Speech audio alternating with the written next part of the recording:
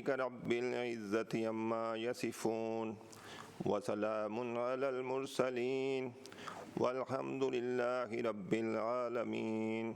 सदक़ल्लाहुल अज़ीम।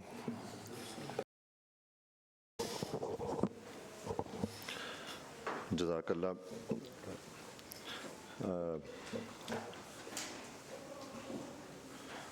PSC की आज की मीटिंग में आप सबको खुशामदीद। सबसे पहले मैं पीएससी में इंडक्ट होने वाले, इलेक्ट होने वाले नए मेंबर्स ऑफ असेंबली उनको खुशामदीद कहता हूँ और कुछ चीज़ें हाउस के साथ शेयर करना चाहता हूँ। अभी तक पीएससी की टोटल पीएससी 3 ने अगस्त से लेकर अक्टूबर तक 10 मीटिंग्स कंडक्ट की हैं, जिनमें 260 ऑडिट पैराज डिस्कस हुए हैं। उन 260 पैराज में से 33 पैराज की इंक्वायरीज ऑर्डर हुई हैं जो 649 मिलियन रुपीस की हैं। इसी तरह पीएससी ने 35 पैराज में रिकवरीज डायरेक्ट की हैं जो 342 मिलियन रुपीस की अमाउंट बनती है और उसमें से 188 मिलियन की रिकवरी इन इफेक्ट आ चुकी हुई है।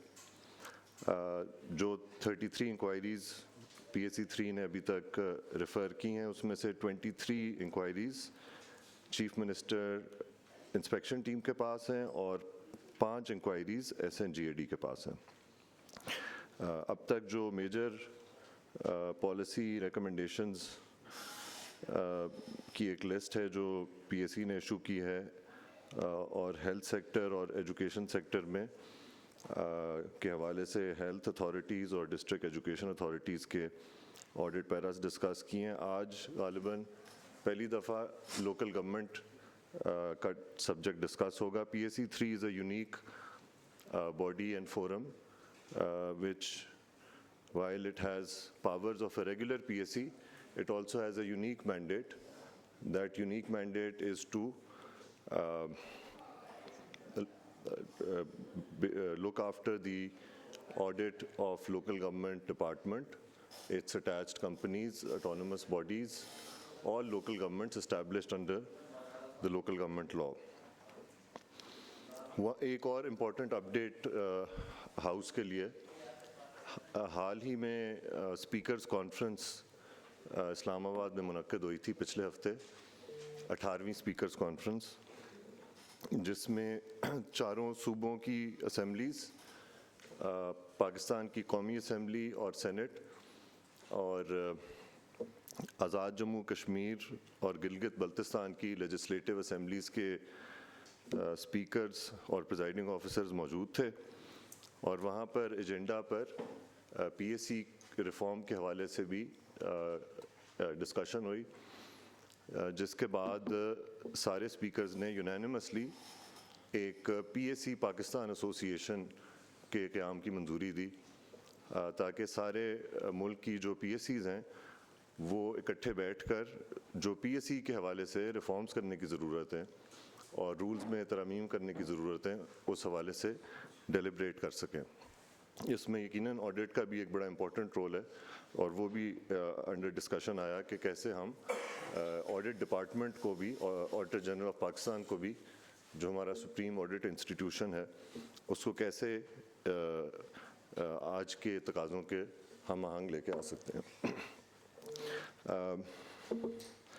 इस सब के बाद मैं चाहूँगा कि एक चीज़ जो हमारी कमेटी में प्रोसीजरल नहीं होती रही, वो मैं वालेकुम जी अदनान साहब आपसे रिक्वेस्ट करूँगा कि जब सारे मेंबर्स अपना तारुफ़ करा दें तो जो पार्टिसिपेंट्स इस वक्त मौजूद हैं आप उन सब से एक ओथ लीजिएगा कार्रवाई शुरू होने से पहले। मेंबर से मैं चाहूँगा कि सब अपना तारुफ करा दें ताकि हम फिर राजा शौकत अजीज भट्टी MPA PP9 गुजर खान, मलिक तनवीर असलम MPA PP21 चकवाल, अस्सलाम वालेकुम, खान बहादुर डोगर MPA PP100 जड़ावाला जी, राना मोहम्मद अरशद MPA PP 133 ननकाना साहब। Hamida Wahiduddin, MPA W320, ticket holder PP40, Mandi Bahautan. Chaudhry Muhammad Tariq Gujar, MPA PP63, Gujranwala City.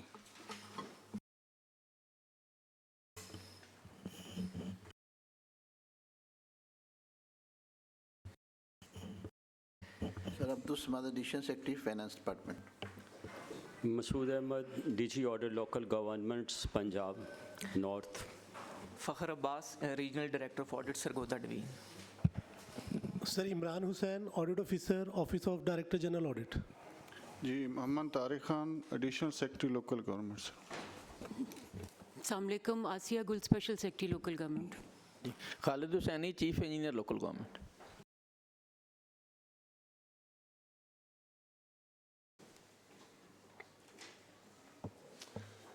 PSC का नोटिस है।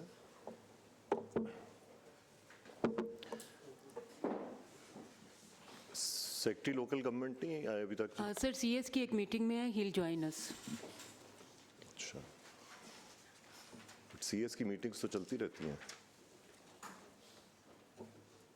This is a very important forum. I would ask the members to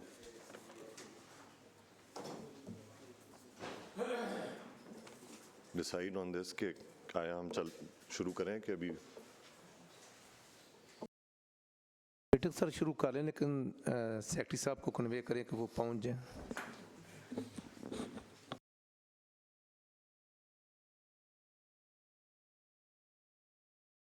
please उनसे contact करके उन्हें बताइएगा कि meeting शुरू हो गई है। I'll convey. जी मैं कर लेती हूँ सर। अभी कीजिए, आप कन्वे कर दें जी प्लीज़।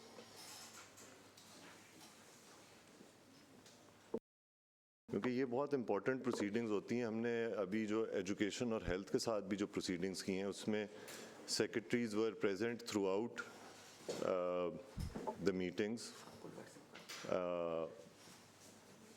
4 दिन भी वो इस मीटिंग में रहे हैं, पूरा दिन रहे हैं, क्योंकि इसमें डिपार्टमेंट की बड़ी लर्निंग है और अगर सेक्रेटरी साहब मौजूद नहीं होंगे तो इसका पर्पस अचीव नहीं हो पाएगा। बहुत सारे इश्यूज़ पॉलिसी लेवल के इसमें सामने आते हैं, बहुत सारे इश्यूज़ कंप्लायंस के सामने आते हैं और बहुत सारे सिस्टमैटिक इश्यूज़ सामने आते हैं। तो इसलिए प्रिंसिपल अकाउंटिंग ऑफिसर का होना बहुत ज़रूरी है डिपार्टमेंट के। बिल्कुल जी चेयरमैन साहब, आपने दुरुस्त फरमाया, एक हाईएस्ट फॉर्म है और मैंडेटरी है प्रिंसिपल अपेजिंग ऑफिसर सेक्रेटरी साहब का आना। तो उनको जब हमने एजेंडा इशू किया इतनी देर पहले से, तो उनको आना चाहिए था।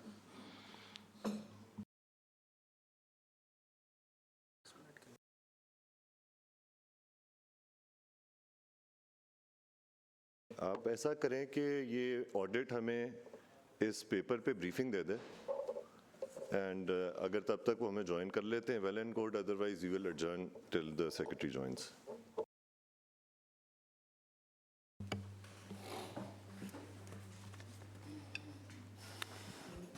May I start, sir? Thank you, sir. In the name of Allah, most gracious, most merciful, with the prayer to guide me. Sir आज हम हाउस के सामने audit report on accounts of metropolitan corporations Lahore और 6 municipal corporations of Punjab north जो है sir, उनकी जो audit year 2020-21 और फाइनेंशियल जो ईयर था 19-20 की सर हम रिपोर्ट्स जो हैं वो प्रेजेंट कर रहे हैं सर आपके लिए। सर इस रिपोर्ट्स के अंदर 94 पैराज थे, जिनमें से 10 ऐसे इश्यूज थे जो कि परसिस्टेंट हैं, रिकरेंट हैं, हॉरिजॉन्टल हैं और they have been witnessed by the audit at the same point of time in different corporations. वो सर 10 इश्यूज हैं जो कि आपकी डायरेक्शंस के मुताबिक हमने उसके ऊपर पैराज को क्लब किया है। सर इसमें 43 पैराज को क्लब किया गया है और once again sir I appreciate the proceedings of the PSC prior coming to this session. Around 133.7 million recovery has been effected and the credit goes to this forum once again.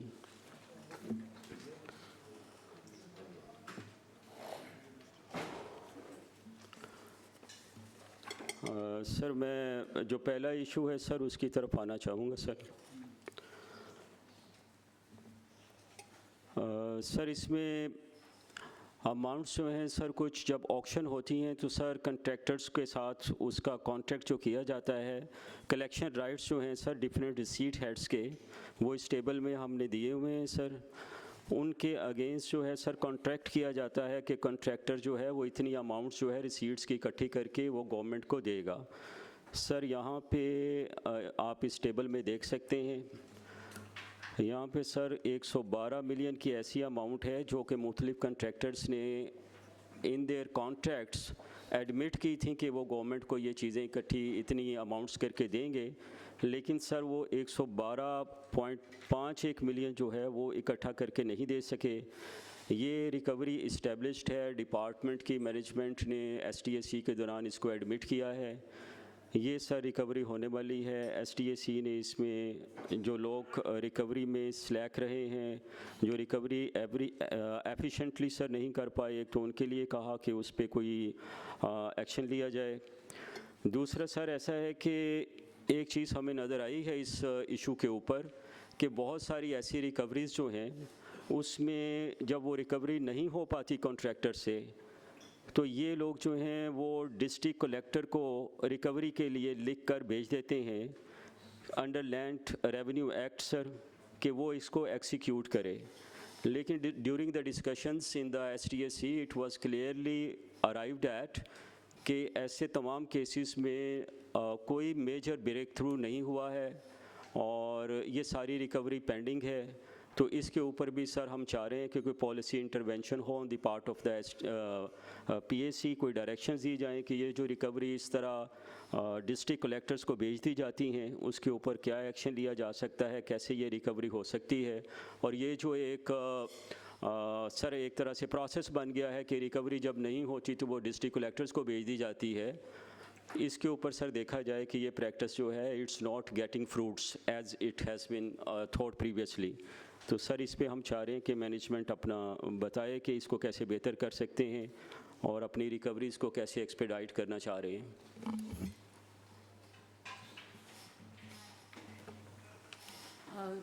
आपने पूरा brief कर देना sir. Secretary साहब से contact has been establish, he is on way and he will join us in a couple of minutes. Adjourn कर दें फिर आने से।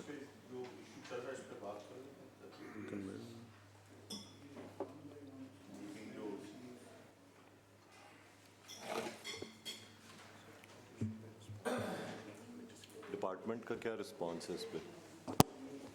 डिपार्टमेंट का रिस्पांस, आर यू प्रिपेयर्ड? कौन सा मेट्रोपॉलिटन है सर? मैम ये हमने आपके साथ ब्रीफ शेयर किया था गुजरावाला का। मैम इसमें एक तो ओवरऑल इशू के ऊपर आप बताइए कि ये जो सारी रिकवरीज़ हैं ये एक्सिक्यूट नहीं हो सकी और जो प्रोसेस इख्तियार किया गया है कि इन्हें भेजा जाता है डिस्ट्रिक्ट कलेक्टर्स के उसके ऊपर इन तमाम केसेस में क्या रिस्पॉन्स आया है, ये सारी चीज़ें आप प्लीज़ PAC के सामने जो है वो बता दीजिए। सर आई वुड रिक्वेस्ट कि कंसर्न CEOs का पहले रिस्पॉन्स ले लिया जाए। नहीं, this is a systemic problem. So this is not a para-wise discussion. ये है जी ब्रीफ जो रिकरिंग इश्यूज है। तो उसमें पहला इशू जो है गवर्नमेंट रिसीट्स का less recovery of auctioned amount from contractors and this covers Gujranwala, Gujarat, Lahore, Rawalpindi, Sialkot, 5 big cities of Punjab, where parking fee, advertisement tax, bus stand, general bus stand, parking fee, slaughter house, advertisement tax, इन सब contracts की मद में। अच्छा, ये वाला year था जिसके अंदर स्पेसिफिक जो है वो पेक्यूलियर सर्कमस्टांसेस थे, रिकवरीज कम हुई हैं, तो इसमें आई वुड रिक्वेस्ट कि इसको जो है वो PAC लीनियंट व्यू इसके ऊपर ले और इसके ऊपर जो है वो आइंदा के लिए डायरेक्शंस इशू कर दी जाएंगी, क्योंकि डिस्ट्रिक्ट कलेक्टर्स को लिख के भेजा जा सकता है लेकिन उनकी ज़ाहिर है कि और भी मसरूफियत होती हैं तो रिकवरीज थोड़ी सी स्लो हो जाती हैं इसके ऊपर। सर ये इस्टेब्लिश्ड रिकवरी है, एडमिटेड रिकवरी है, इसमें covid has nothing to do with it. ये सर जब कॉन्ट्रैक्ट्स हुए थे उस वक़्त जो है सर ये रिकवरी पॉइंट आउट की गई थी और इसमें सर ऐसे तमाम रिकवरीज़ जो कि कोविड की वजह से अफेक्ट हो सकती थी वो हमने इसमें लेके ही नहीं आए हैं। ये वो वाली हैं सर, जैसे पार्किंग फ़ी है, पार्किंग फ़ी का साल जो है सर उसमें पहले 9 महीनों का हमने टारगेट लिया है सर, अगर कोविड को भी देखें तो ये सारी चीज़ें सर STSC में ऑलरेडी डिस्कस हुई थी and the management and the chair admitted, और ये हमारे पास डिसीजन है सर STSC का, उन्होंने कहा है कि ये रिकवरीज की जाएं और एक्सपीडाइट की जाएं सर। सर इसमें ये है कि डिपार्टमेंट के पास अगर कोई प्रोब रिपोर्ट है तो हमें यहाँ शेयर कर लें ताकि पता चल जाए टू द पॉइंट कि क्या इशू है हर एक केस के अंदर।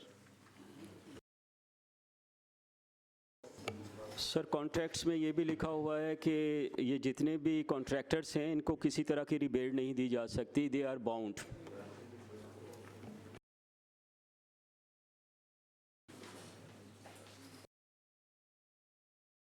मेरे ख्याल में महकमे की तैयारी नहीं है इस पे, या तो वक्त ले लें तो या फिर जवाब दें इस पे। सर इसमें डिस्ट्रिक्ट DCs को दोबारा से लिख देंगे, दोबारा से गाइड कर देंगे, कलेक्शन तो उन्होंने करनी है। देखिए this is not on. This everyone has to come prepared to this forum. सारे अपना टाइम निकाल के आए हैं। आई थिंक हम लोग पहले भी ये चीज़ बावर कराते रहे हैं कि PSC meetings should not be taken lightly. This is the same forum that issues and hands this money over to the government. Now is the time for accountability. Now is the time to come prepared to these meetings. इसीलिए हमने time बचाने के लिए ये briefs बनवाए हैं कि ये कम से कम 10 दिन का काम है। इसे एक ब्रीफ में अगर आप तैयारी करके आते तो ये we would have been able to address it. And casual remarks like this कि जी कोविड की वजह से हो गया, these are not appropriate at such a forum. This is a quasi-judicial forum, as we've told the participants time and again. Sir, I This have level held of preparation, देखिए ना अभी इसमें issue जो सबसे बड़ा highlight हुआ है, the paper is right in front of you,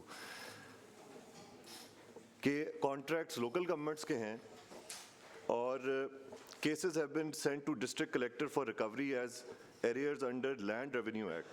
What does the Land Revenue Act have to do with this? And why are such cases being referred to the district collector? Sir आपको अच्छी तरह से अंदाज़ा है कि जब recoveries नहीं होती तो उसके लिए फिर इन लोकल गवर्नमेंट के ऑफिशियल्स तो यही करते हैं कि रेवेन्यू के मैटर्स को डिस्ट्रिक्ट कलेक्टर को भिजवा दिए जाते हैं। अब डिस्ट्रिक्ट एडमिनिस्ट्रेशन उसमें क्योंकि उन्होंने अपने रेवेन्यूज़ भी कलेक्ट करने होते हैं, DCs को हम मल्टी टास्किंग असाइन कर देते हैं, इसलिए उनकी तरफ से थोड़ा सा हो जाता है। रेवेन्यू एक्ट का इससे क्या ताल्लुक है? As far preparation is concerned, what does the PLGA say about remedial measures in such case? What does the PLGA say about that? PLGA is the Bible, is the constitution of local governments. जी sir, जिस Bible को हम बहुत frequently change करते रहते हैं हर दूसरे साल, तो उस बाइबल को हम कितने अरसे तक याद रख सकते हैं? Every second year. This is not an appropriate answer. I'm sorry to say. I think What does the PLGA say about that? That's a very specific question. जी बताएं PLGA की क्या कहता है 2020? नहीं बताएं क्या मतलब ये तो this behavior is not on. Sir STSC में डिस्कस हुआ था DG साहब के साथ, तो इसमें एक प्रोविज़न है सर कि बैंक गारंटीज लेनी चाहिए, तो उसके ऊपर हमने एक डिसाइड किया था मसूद साहब कि ये बैंक गारंटीज जो है वो कंपलसरी होनी चाहिए ताकि कल को We are adjourning this meeting जी, let's wait for the secretary.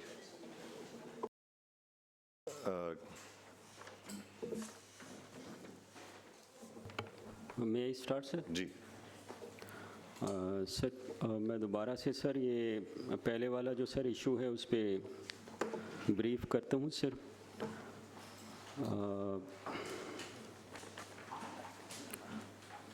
Sir ये पैरास हैं जो क्लब हुए हैं on the issue less recovery of auctioned amount from contractors, और ये लेस रिकवरी जो है 129.35 मिलियन की है।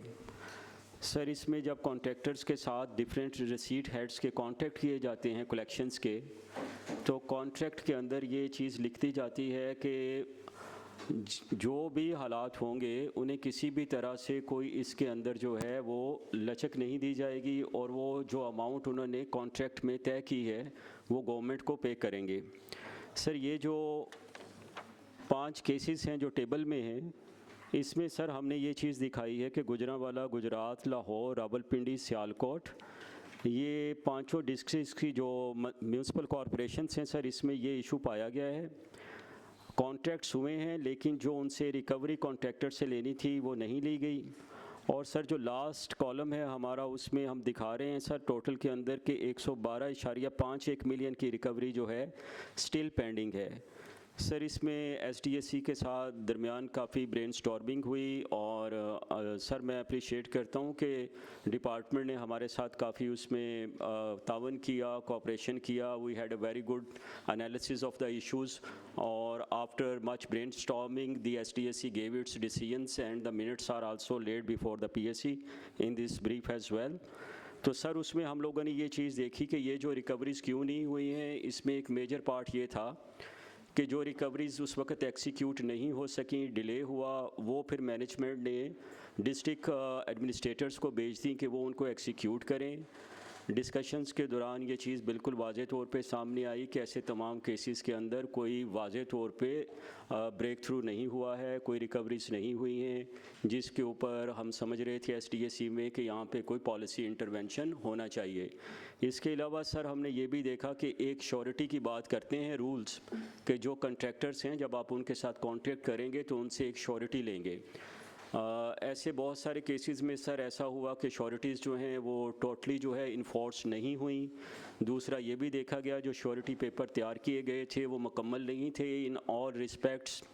और सर इसके बाद एसडीएसी वाज ऑफ दिस ओपिनियन कि अगर यहाँ पे बैंक गारंटीज़ ली जाती तो इन केस अगर वो लोग यहाँ से पेमेंट्स नहीं कर पाते तो वो बैंक गारंटीज़ जो हैं वो एक्सिक्यूट हो जाती हैं और गवर्नमेंट का जो लॉस था that may have been made good.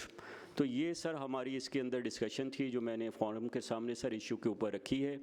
तो हम यही चाहते हैं कि वो जो एक्सिक्यूट हुई है, एक्सिक्यूट नहीं हुई है रिकवरी, और जो केसेस जो हैं डिस्ट्रिक्ट कलेक्टर्स को भेजे गए हैं उसके ऊपर सर एफर्ट्स एक्सपेडाइट की जाएं। रिकवरी एडमिटेड है सर इन सारे केसेस के अंदर एज़ पर लॉ। और यहाँ पे हम ये भी चाहते हैं सर कि पीएससी अपनी डायरेक्शंस में मैनेजमेंट को ये चीज़ जो है सर डायरेक्ट कर दें कि यहाँ पे बैंक गारंटी लें in order to save the interest of the public. Thank you. जनाब चेयरमैन इजाज़त हो, पहले इजाज़त से दो इश्यूज़ हैं सर। Thank you. एक तो ये जो इन्होंने क्लब किया ये डिफरेंट कॉरपोरेशंस का इश्यूज़ है। इससे मैं समझता हूँ सेक्रेटरी साहब से जवाब लेने से पहले कंसर्न सीओज बताएं कि इसमें क्या क्या इश्यूज़ था, क्योंकि हर किसी की अपनी अलग नौयत होगी। ये अमाउंट तो सारी क्लब कर दी है। दूसरा इशू सर मुझे अफसोस है बात करने पे, लेकिन मैं मजबूर हूँ। The behaviour of special secretary was not acceptable. That amounts to breach of privilege of committee, or you should take notice against her.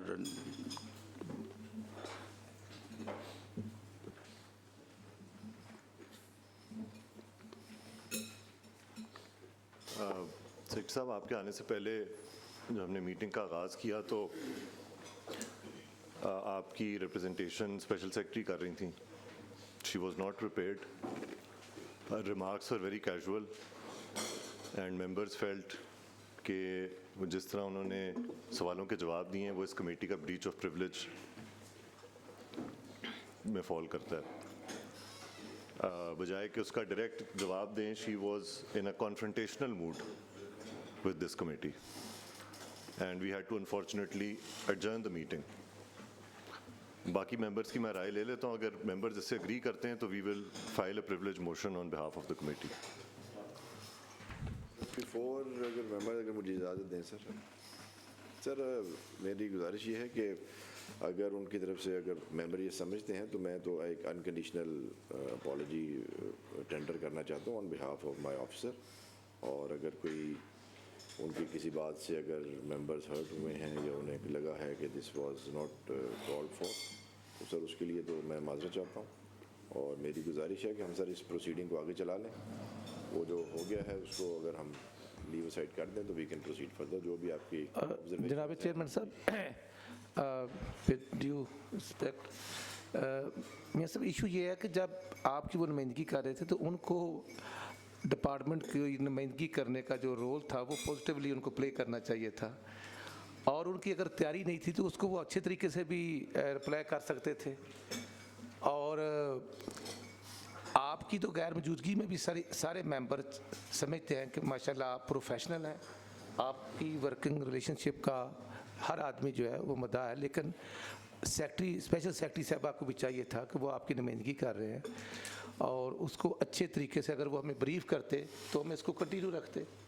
और इसको जो डिस्टर्ब हुआ है, आज हमारा बड़ा इम्पोर्टेंट डे है और क्योंकि ये भी है, इसके बाद और भी हमारे और भी मीटिंग्स इजलास हैं, लेकिन अब आप आ गए हैं तो चेयरमैन साहब जैसे आप बेहतर समझते हैं।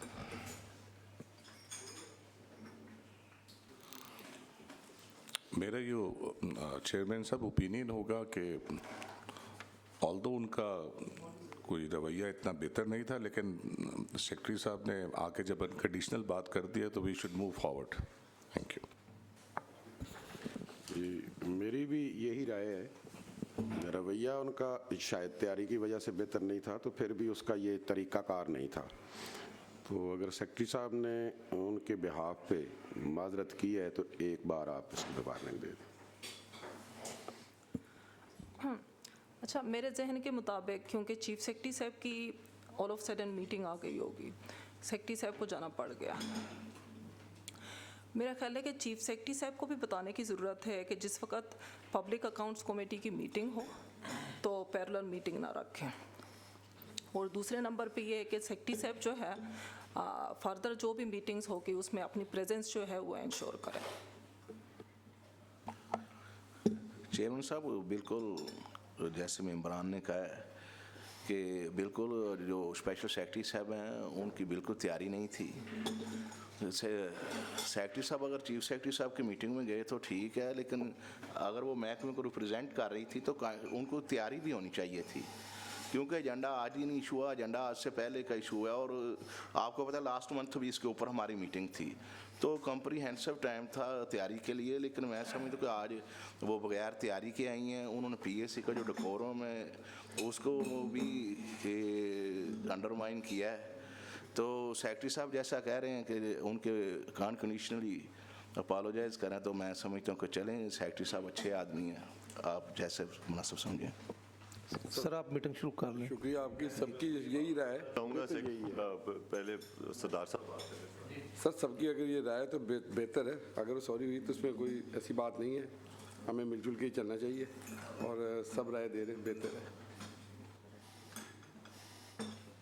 आई थिंक मेंबर्स की राय सामने आ गई है। देखिए, मैं एक चीज़ बावर कराना चाहूँगा कि सेक्रेटरी साहब, this is the mother of all committees, public accounts committee, and ये जो बिजनेस टेकअप कर रहा है ये कोई आए बाएँ शाही नहीं है। These are very serious constitutional एक रोल है इस पीएससी का, कॉन्स्टिट्यूशन के अंदर दर्ज है कि ये एक अकाउंटेबिलिटी का हाईएस्ट फोरम है। तो जो आपके डिपार्टमेंट की तरफ से लोग आते हैं उसको यू शुड सेंसिटाइज देम कि इस फोरम की क्या इंपॉर्टेंस है।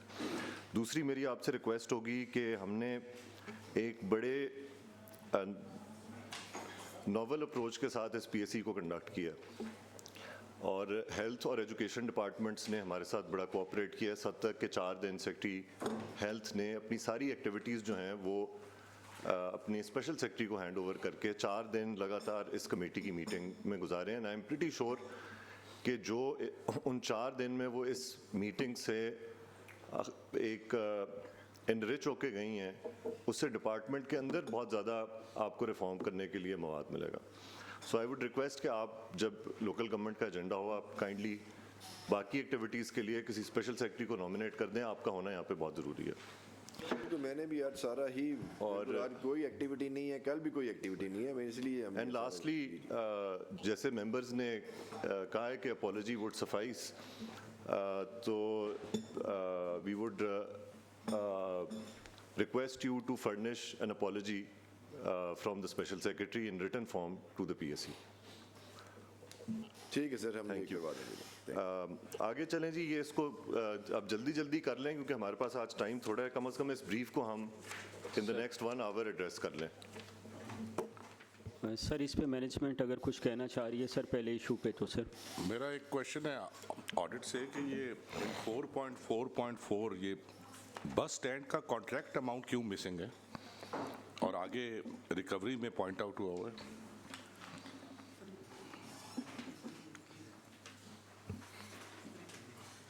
सर इसमें काफ़ी बड़ी अमाउंट थी, थोड़ी मिस्टेक है। पेंडेंसी सर हमने शो की है, जो ऑडिट ने अपने पैरे में सर रिकवर की थी, पॉइंट आउट की थी कि इतनी इनकी सर रिकवरी रहती है, वो सर उसके अंदर हम मेरा ख्याल है सर उसमें हमारी तरफ से थोड़ा सा जब कॉन्ट्रैक्ट अमाउंट ही नहीं मेंशन तो फिर उसको हम रिलेट किस तरह करें रिकवरी से? सर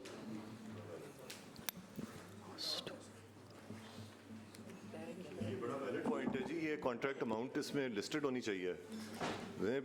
आपके ब्रीफ्स इनकम्प्लीट है, इसका मतलब है फिर हमें पता कैसे चलेगा कि क्या मैग्नीट्यूड है, क्या क्वांटम है? सर आप सही कह रहे हैं सर, मेरे पास ये रिपोर्ट है सर, इसमें जो पैरा उस वक्त बना है सर उसमें ओवरऑल रिकवरी नहीं लिखी गई थी सर, इसमें जो रिकवरी पॉइंटेड आउट थी उसके ऊपर सर पैरा बना था, वो अमाउंट्स हमने सर पैरा से उठा के इस रिपोर्ट से यहाँ पे सर ब्रीफ में डाली हैं। हमारे इस ब्रीफ बनाने में सर ऐसा हमारे पार्ट पे ऐसा कुछ नहीं है, चूँकि पैरे में जो अमाउंट्स थी उस टाइम जब ये रिपोर्ट छपी हैं तो I was bound by the information given in that para, तो हमने सर वहाँ से एज सच इंफॉर्मेशन उठा के सर आपके सामने प्रेजेंट किया है।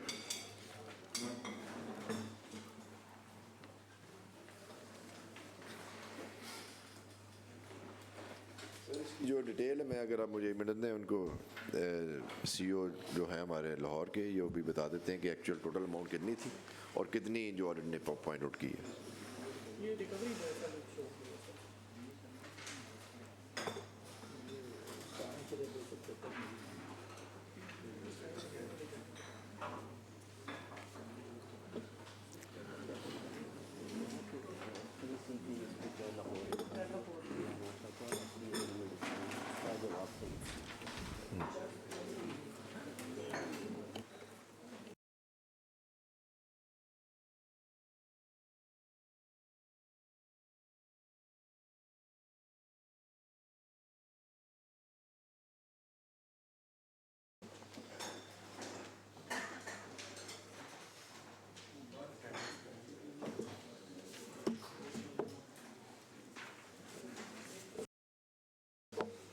जी प्लीज़ अपना रिप्लाई दीजिएगा जी।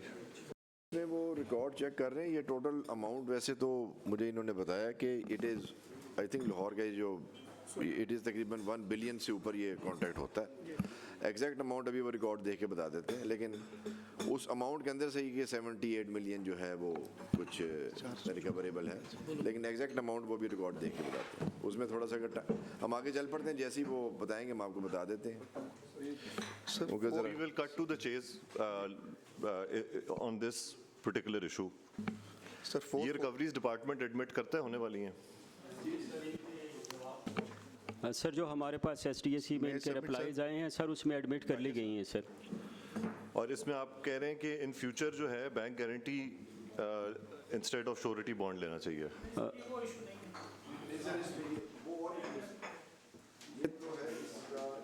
पर्टिकुलरली ये रिकवरी इफेक्ट करने का कि जो रिकवरी नहीं हो सकी उसके लिए डिपार्टमेंट ने रिक्वेस्ट भेजी हुई है district administration for recovery as arrears of land revenue.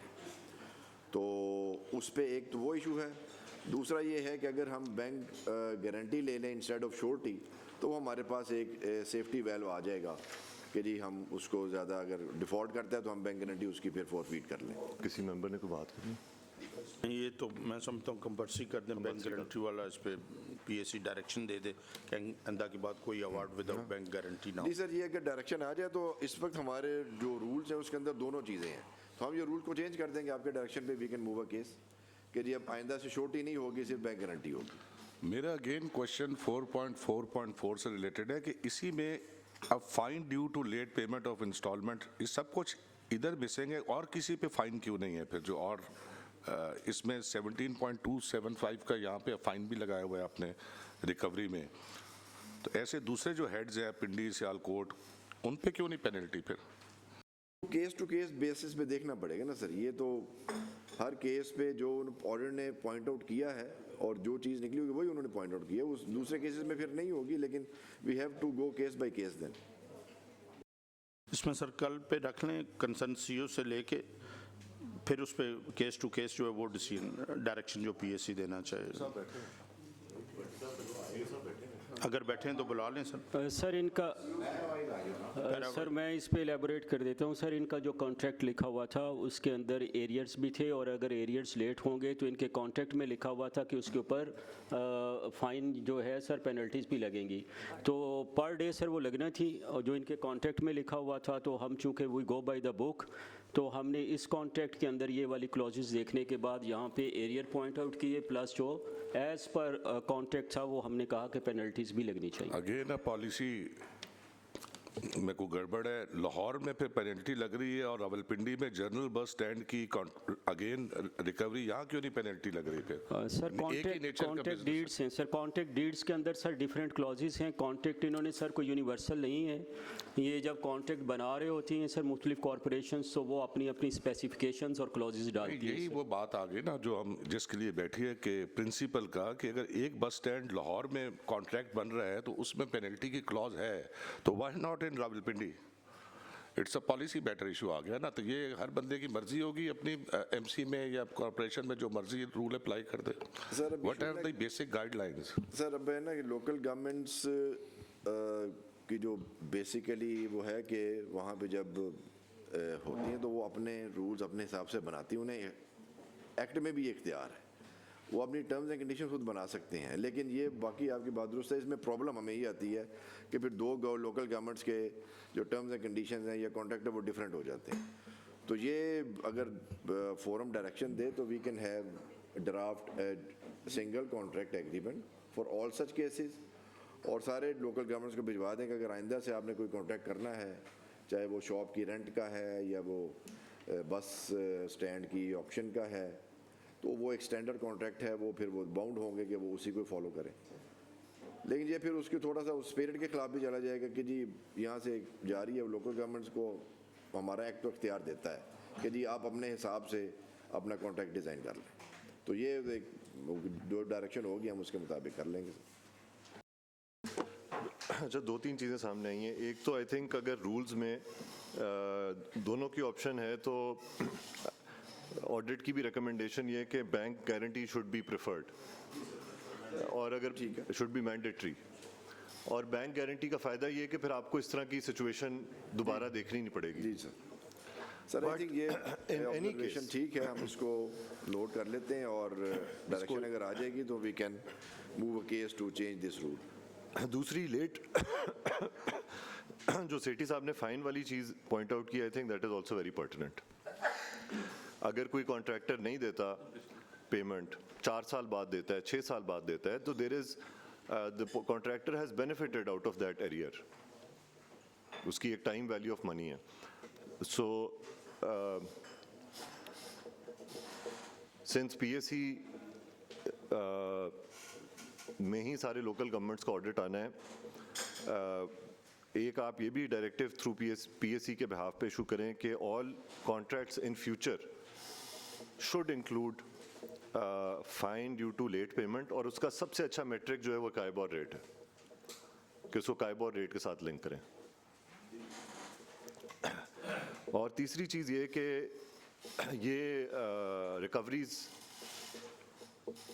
इनको इन इफेक्ट लेके आए इमीडिएटली, और इन कॉन्ट्रैक्टर्स को वार्निंग लेटर इशू करें कि they will be black listed and all their affiliated companies will be black listed if the recovery is not affected within 30 days. ठीक है? तो जो 1 अरब का कारोबार कर रहा है उसके लिए 8 करोड़ की रिकवरी तो कुछ भी नहीं है, उसके हाथ की मैल है। सो विदिन 30 डेज प्लीज इसकी रिकवरी की रिपोर्ट पीएससी को फर्निश करें। इसमें यह है कि आइंदा के लिए अगर कोई एक ही एग्रीमेंट को टाइप बना दें ताकि किसी भी अपने ज़िले में या कहीं भी हो तो पूरे पंजाब का एक ही क्यों ना हो, कहीं पेनल्टी लग रही है कि नहीं, एक ही सिस्टम चलेगा तो उसके साथ सारा एक ही एग्रीमेंट होगा ना जी। ये बात सेठी साहब ने भी हाईलाइट की थी और हमने डायरेक्ट कर दिया कि आइंदा हर लोकल गवर्नमेंट को ये इंस्ट्रक्शन पास करें कि वो उसमें फ़ाइन इंक्लूड करें। Is this settled? Are we all on the same page? जी प्लीज़। अच्छा, जिस वक्त कॉन्ट्रैक्ट दिया जाता है तो क्या सिक्योरिटी नहीं ली जाती? मतलब सिक्योरिटी भी जब्त की जा सकती है, ब्लैक लिस्ट भी किया जा सकता है, क्या इन्होंने आज तक एक्शन लिए? मतलब जनाब चेयरमैन साहब, मेरा ख्याल ये है कि जो जी प्लीज़ इजाज़त दें, जो मैडम ने पॉइंट आउट किया वो जो सेफ गार्ड है वो है इस वक्त हम लेते हैं श्योरिटी, लेकिन जैसे फोरम ने कहा है कि हम श्योरिटी से शिफ्ट होकर हम बैंक गारंटी पे चले जाएं तो वो एक सेफ गार्ड होगा कि कल को अगर कॉन्ट्रैक्टर डिफ़ॉल्ट करता है तो हम उसकी सिक्योरिटी फोरफिट कर लेंगे। फिर जो बैंक गारंटी ठीक है सर, श्योरिटी पे पहले बहुत होता रहा। चेयरमैन साहब, फ्यूचर के लिए तो ये ठीक है बैंक गारंटी, जो प्रीवियस केसेस हैं जहाँ पे श्योरिटी ली गई है, इन्होंने डिस्ट्रिक्ट कलेक्टर्स को भी लिखा हुआ है, तो उन केसेस के लिए भी कोई डायरेक्शन इशू करें डिस्ट्रिक्ट कलेक्टर्स को कि जो कॉन्ट्रैक्टर्स भाग गए हैं, काम छोड़ के चले गए हैं, उनके मतलब क्या पॉलिसी होनी चाहिए, उनके फौरी तौर पे वाजबत को रिकवर करना चाहिए, अगर उनकी कोई श्योरिटी है तो उनको जब्त करके उसको नीलाम करें जायदाद को। ये sir that takes in civil, वो लैंड रेवेन्यू एक्ट के तहत तो सारी सिविल कार्रवाई है ना जी, उसमें तो कोई नहीं, there should be a CRPC action उनके खिलाफ होना चाहिए और स्पेसिफिक टाइम के बाद अगर रिकवरी नहीं। एक क्वेश्चन मेरा और है कि इससे पहले सेक्रेटरी साहब के आने से पहले स्पेशल सेक्रेटरी साहब ने डिस्ट्रिक्ट कलेक्टर के रोल को कि उनके पास टाइम नहीं होता, मतलब who is responsible for the collection? क्या it is the role of the district collector or it is the role of that municipal corporation? And it is since 4 years these liabilities are pending. When was it last pursued? कोई ऐसा documentary evidence भी है कि when was the last letter written to any? Sir, इसका जो तरीक़ाकार है वो तो यही है कि अगर डिपार्टमेंट, कोई भी डिपार्टमेंट रिगार्डलेस के वो लोकल गवर्नमेंट है, इरिगेशन, एग्रीकल्चर है, कोई भी है, अगर उनके कोई एरियर्स हैं और वो नॉर्मल तरीके से वो रिकवरी नहीं हो रही तो फिर जो लॉ के अंदर लेड डाउन तरीक़ाकार है वो है कि उसको डिक्लेयर किया जाए एरियाज़ ऑफ लैंड रेवेन्यू। जब अब किसी और वो डिस्ट्रिक्ट कलेक्टर करता है उसका एक उसके बाद स्टेप ये होता है कि जब कोई amount areas of land revenue declare हो जाती है तो फिर जिस बंदे के अगेंस्ट डिक्लेयर हुई होती है फिर उसकी प्रॉपर्टी भी अटैच हो सकती है, उसकी प्रॉपर्टी फिर अल्टीमेटली ऑक्शन भी हो सकती है, वो उसको गिरफ्तार भी किया जा सकता है। तो ये वो फिर सारे प्रोसीजर हैं जो कि फिर under the land revenue act फिर वो प्रोसेस होता है। डिपार्टमेंट के पास अपने पास किसी के पास ये इख्तियार नहीं है कि जी आप खुद से हम लोकल गवर्नमेंट डिपार्टमेंट या for that matter irrigation department किसी की प्रॉपर्टी को अटैच करे या उसको कन्फिस्केट करे, वो होता है areas of land revenue declare होने के बाद ही। श्योरिटी बॉन्ड की भी ज़रा तशरीह फरमा दें, इसका फॉर्मेट क्या होता है, इसमें क्या, इसके कंटेंट्स क्या होते हैं? सर, श्योरिटी बॉन्ड तो वो बस it is only a stamp paper और उसके ऊपर वो ये कमिटमेंट देता है और वो कोई इतना इफेक्टिव तरीका नहीं है। ये बात आपकी बिल्कुल फोरम की ठीक है कि श्योरिटी बॉन्ड से रिकवरी इफेक्ट करवाना ज़रूर ठीक नहीं है। असल तरीका जो सेफ गार्ड है वो बैंक गारंटी है कि वो बैंक का हमें वो एक चेक दे, जी डिपॉजिट ले और वो हमारे पास जब तक वो कॉन्ट्रैक्ट की अमाउंट वो है हमारे साथ वो उस लोकल गवर्नमेंट के पास डिपॉजिट में। मैं सर इसमें ड्यू रिस्पेक्ट सर, मैं इसमें ऐड करना चाह रहा हूँ सर कि ये इस तरह की जितनी भी डिफरेंट कॉरपोरेशन से सर ये amounts over the last 5 years जो हैं डिस्ट्रिक्ट कलेक्टर्स को गई हैं, अगर उनकी लिस्टिंग हो जाए तो एक क्लियर पिक्चर आ जाएगी सेक्रेटरी साहब के सामने कि कितनी अमाउंट इस तरह स्टॉकअप है, तो ये सर बड़ी आसानी रहेगी फिर इसमें।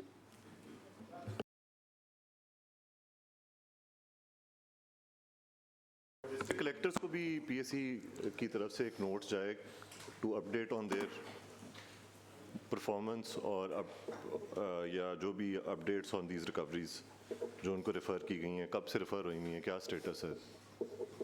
जनाब चेयरमैन साहब, मेरा ख्याल ये है कि तमाम मेंबरान की जो राय है और सेक्रेटरी साहब भी समझते हैं डिपार्टमेंट को, जो कंट्रैक्टर होते हैं वो हम में से ही होते हैं, कोई बाहर से नहीं आता और विद इन पैरामीटर्स और रूल्स को वो अबे करते हैं तो फिर ही वो पार्टिसिपेट करते हैं और उनको कॉन्ट्रैक्ट दिया जाता है।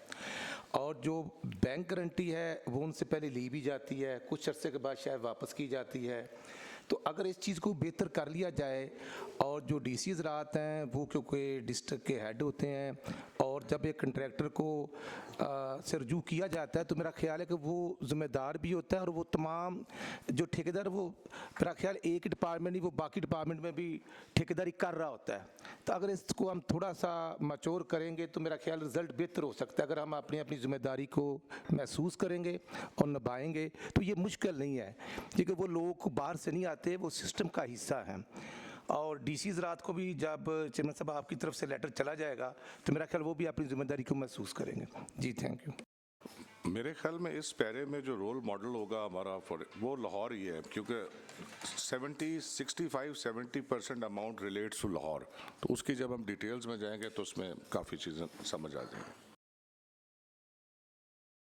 जो fine due to late payment of installation है, इसका क्या है? What is the formula for calculating this fine late payment का? क्या पर डे है, पर मंथ है, पर ईयर है? सर वो तो एग्रीमेंट के अंदर अगर पर डे है तो वो फिर पर डे होगा, और अगर पर मंथ है तो फिर पर मंथ होगा। वो तो that depends on the agreement के अंदर क्या लिखा हो। क्या ऑडिट बता सकता है कि ये पेमेंट जो है ये 17.275 जो आपने सर लिखा पर डे है सर, एज ऑफ टुडे है? पर डे सर ये फाइन लगना है सर। और ये एज ऑफ टुडे अपडेटेड है फाइन? नहीं सर, ये प्रिंटेड बुक्स ये प्रिंटेड बुक की सर जो टाइम्स ऑफ फाइनेंशियल उसी एनुअल ईयर तक है सर। ये अब तो ये इसकी एक्यूमुलेशन हो गई होगी तब जी सर, मैंने इसीलिए कहा कि अगर इस पे कोई एनालिस्ट कर लें कि ये सारी चीज़ें कहाँ पे खड़ी हैं तो इस नंबर को भी अपडेट करें ना। अब हम रिकवरी उस दिन की तो नहीं करेंगे जब ये ऑडिट पैरा प्रिंट हुआ था, रिकवरी तो आज के फाइन पेमेंट के साथ होगी। इतना वक्त गुजर गया उसमें और आज में। सर ये credit goes to PSC sir. अगर ये रेगुलर होती रहती तो ये इस तरह की सिचुएशन डेवलप्स नहीं होती सर। अभी सिचुएशन तो एक डेवलप हो गई कि कॉन्ट्रैक्टर ने पेमेंट नहीं की, ऑडिट पैरा प्रिंट हो गया और किसी ने कोई परवाह ही नहीं की उसकी। सर हम अगर आप कहेंगे तो हम बाद में जो रिपोर्ट्स आई हैं उसमें भी सर इसको देख लेते हैं, लेकिन डिपार्टमेंट जो है सर वो तो बहुत आसानी से ये चीज़ें देख सकता है। प्लीज़ इसकी अपडेटेड अमाउंट के साथ इसकी रिकवरी का डायरेक्टिव इशू कीजिएगा। सर ये गुजारिश एक चीज़ सर इसमें ये है कि रिकवरी तो सर हो जाएगी, सर रिकवरी तो हो जाएगी। हमें रिक्वायरमेंट सर ये है, इसको रेगुलराइज भी बाद में करना है कि इसका कोई हमें प्रूफ में कोई बताया जाए वजह क्या है कि वो कैसे चला गया ठेकेदार, रिकवरी क्यों नहीं देके गया। ये बात सर यहाँ थोड़ी हो जाए। ये प्रोब आप किसको रेकमेंड करते हैं? प्रोब किसको हैंडओवर किया जाए? समझ साहब डिपार्टमेंट खुद ही कर ले। डिपार्टमेंट ये प्रोब करेगा खुद ही, अपने लैब्स को खुद प्रोब करेगा वो। सर आप वो कमेटी बना दें फाइनेंस और ऑडिट के एक एक रैप के साथ, ताकि हमें पता चले कि वजह क्या थी, क्यों चला गया वो बाकौर कर। और इस प्रोब में ये भी शामिल किया जाए कि आया ये कॉन्ट्रैक्टर्स अभी किसी गवर्नमेंट के किसी एजेंसी के साथ काम कर रहे हैं कि नहीं? यस सर, यही मैं बताना चाह रहा था। और सर मेरा ख्याल ये है कि जो वक्त गुजर गया है कंट्रैक्टर के साथ, जब लोकल जो हमारे ऑफिसर्स होते हैं उनका भी एक अंडरस्टैंडिंग होती है और उसको भी हमें ज़रूर देखना है।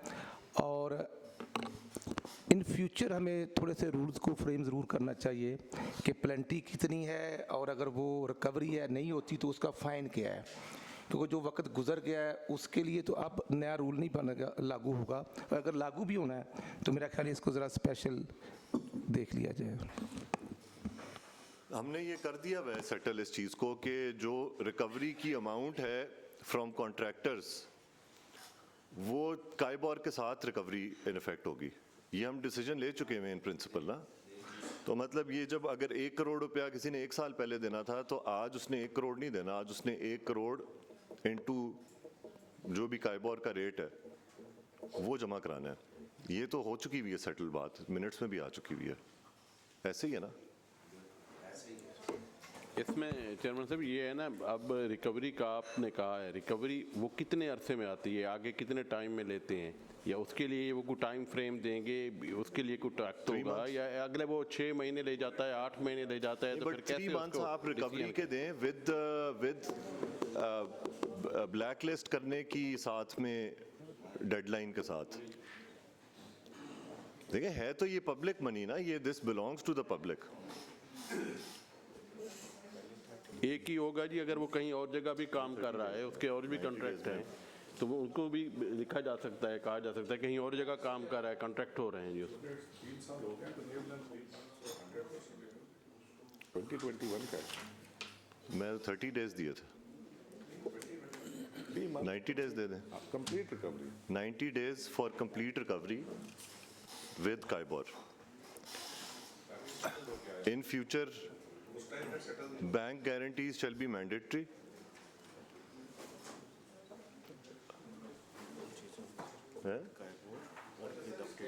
With updated. सब एक बता रहे हैं कि ये जो जहाँ पे लेट पेनल्टी नहीं है वहाँ पे काइबोर लगेगा, जहाँ पे कॉन्ट्रैक्ट में फाइन है लेट पेमेंट की वहाँ पे काइबोर इस केस में नहीं लगेगा।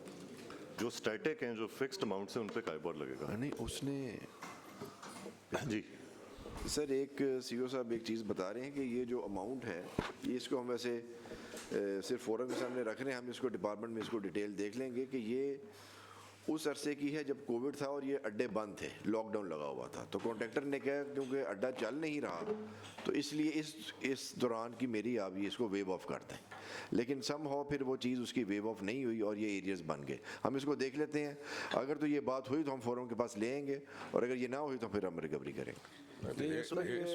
अगर कोई इस तरह का इशू हो, सॉरी इसमें अब ये देखें ना, इस क्वेश्चन से सेक्रेटरी साहब फिर सवाल उठ जाता है ऑडिट वालों का कि इस फोरम से आने से पहले ऑडिट वालों ने फिर क्या किया है कि अगर ये कोविड का पीरियड हो सकता है या नहीं हो सकता, तो इस फोरम से पहले तो ये निटी ग्रिटी सारी निकल के आनी चाहिए थी। नहीं, मैं ऑडिट वालों को ज़्यादा रिस्पॉन्सिबल गिन रहा हूँ।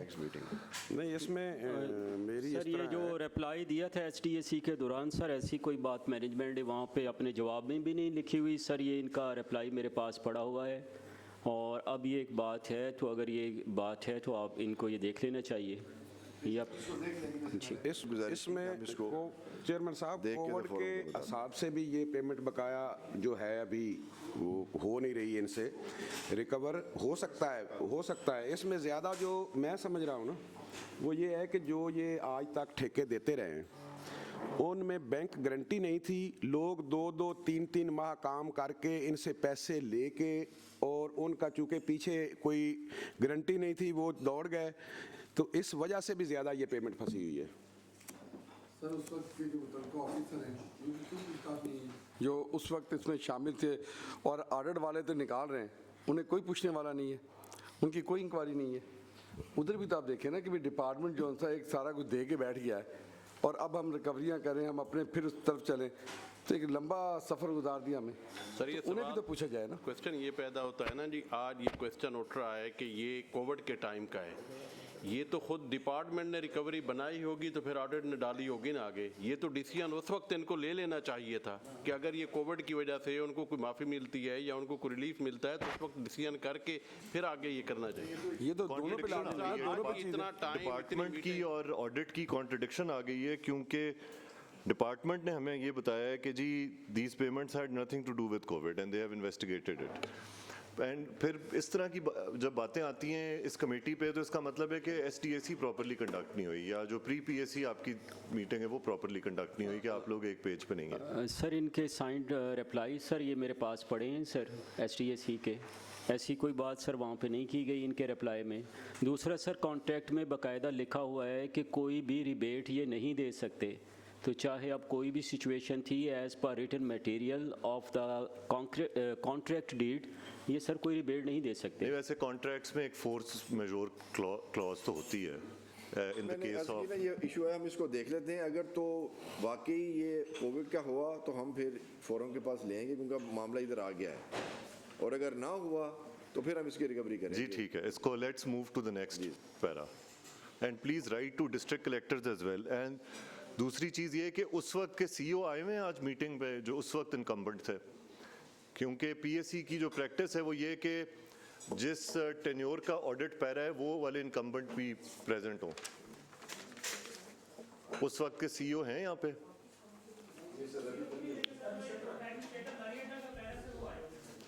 जो उस वक्त थे वहाँ पे। Sir I am here sir, Ahmad Raza Bhatt sir. और एडमिनिस्ट्रेटर्स नहीं आए सेक्रेटरी साहब?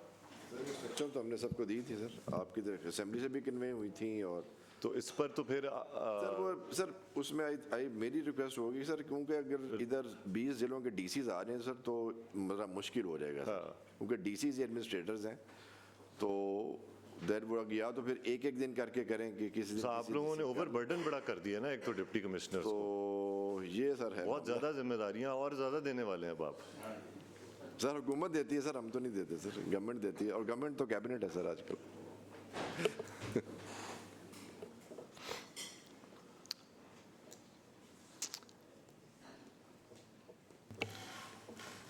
सर नेक्स्ट इशू सर, आज कौन कौन से डिस्ट्रिक्ट्स के बुलाए हुए थे आपने? पूरी रिपोर्ट बुलाई हुई थी?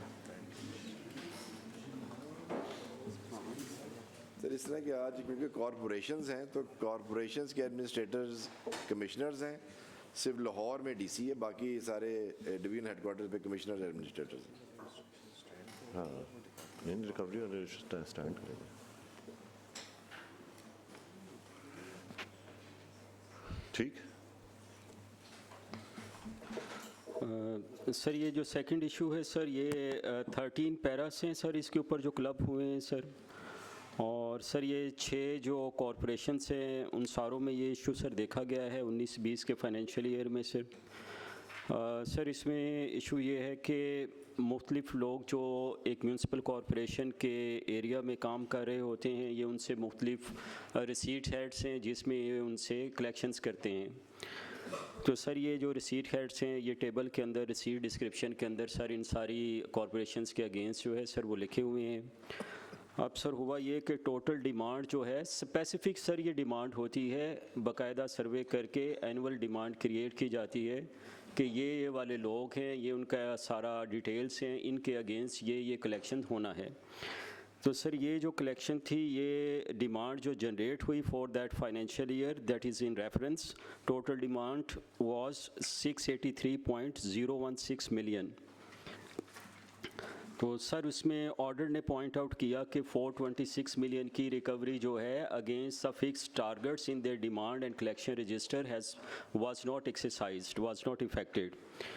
तो अभी सर ये जो पीएसी की प्रीसीडिंग हमने एसटीएसी की है, इसमें सर ये एक मेजर डेवलपमेंट है कि 110 मिलियन की जो सर यहाँ पे रिकवरी हुई है इसी इन हेड्स के अंदर, जिससे सर ये भी इस्टेब्लिश हो रहा है कि ये रिकवरी जो अभी पीएसी के करने पे या इन आपके पीएसी के फॉलो अप पे हो रही है, ये अगर पहले भी एक्सिक्यूट हो सकती थी, लेकिन ये सर 2019-20 का फाइनेंशियल ईयर है और आज ऑलमोस्ट 25 आ गया है, तो ये इतने अरसे से सर ये पहले एक्सिक्यूट नहीं हुई, लेकिन अभी ये 110 मिलियन सर रिकवर हो गया है। तो ये सर एक हमारे पास जो अभी पेंडिंग रिकवरी है सर, ये 354.906 मिलियन की है।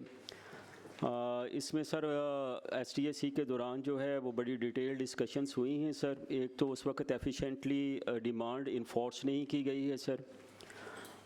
चीफ ऑफिसर जो थे उनका रोल थोड़ा सा इसमें प्रोएक्टिव नहीं रहा है। सर्वेज जो हमने देखे वो टाइमली कंडक्ट नहीं हुए हैं। अगर वो टाइमली कंडक्ट होते तो ज़्यादा तेज़ी के साथ ये इन्फोर्स हो जाते। एसटीएसी ने सर डायरेक्ट किया है to expedite the recovery besides fixing of responsibility against a persons at fault. तो ये सर एडमिटेड रिकवरी है, इसमें 110 मिलियन की रिकवरी हो भी गई है। डायरेक्शन एसटीएसी की यही है कि बाकी की रिकवरी भी जल्द अज जल्द एक्सिक्यूट कर दी जाए।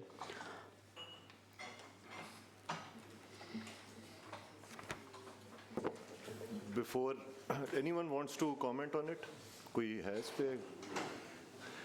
एक सबसे पहली चीज़ मैं ऑडिट को बता दूं कि ये आपने क्लबिंग गलत की हुई है सर। ये आपने अकाउंटिंग के हिसाब से क्लबिंग की हुई है, deposit of receipts less then demand. और जो रिसीट डिस्क्रिप्शन है, ये रिसीट डिस्क्रिप्शंस की नेचर बड़ी डिफरेंट है।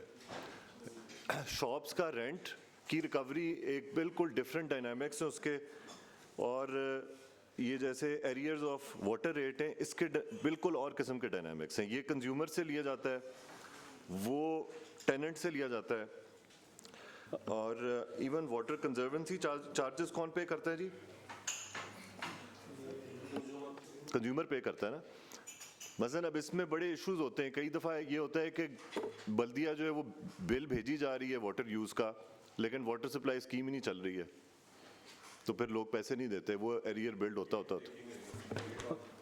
सर ये इनके पास एक डिमांड एंड कलेक्शन रजिस्टर है सर, उस सेम रजिस्टर में सर ये सारी डिमांड थी, तो इसलिए हमने वहाँ पे क्लब कर दी, क्योंकि एक ही रजिस्टर से जनरेट हो रही है। Number 8 how is it different from the previous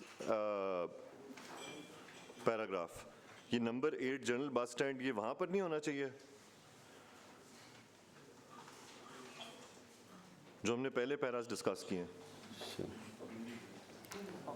sir वो जो है वो ऑक्शन के जो कॉन्ट्रैक्ट्स थे उनसे मुतल्लिका रिकवरीज थी। ये सर शॉप्स हैं सर, और दूसरी जो डायरेक्ट रेंट की अमाउंट सर ये इन्होंने लेनी थी, ये ऑक्शन नहीं हुआ था। 6.4.3.9 para number Rawalpindi, receipt description general bus stand, number 8 serial number पे प्रॉपर्टीज़ हैं सर ये जनरल बस स्टैंड के ऊपर सर, वहाँ पे शॉप्स हैं सर वहाँ पे, तो उसके अगेंस्ट शॉप्स का जी। लेकिन मेरी आपसे ये एक आप नोट कर लें एज ए जनरल गाइडलाइन, जब भी आप लोकल गवर्नमेंट के पैराज को क्लब करें तो प्लीज़ उन पैराज की नेचर ज़रूर देख लें, क्योंकि ये बड़ा डिफरेंट डायनामिक्स होते हैं। अब अगर हम आज रिकवरी ऑर्डर कर देते हैं और शॉप्स वालों से तो रिकवरी कर लेगा महकमा, कंज्यूमर से रिकवरी में मैं अपनी एक्सपीरियंस से बताता हूँ कि टाउन कमेटी बदोमली के एरियर्स हैं कोई 2 करोड़ के वाटर चार्जेस के।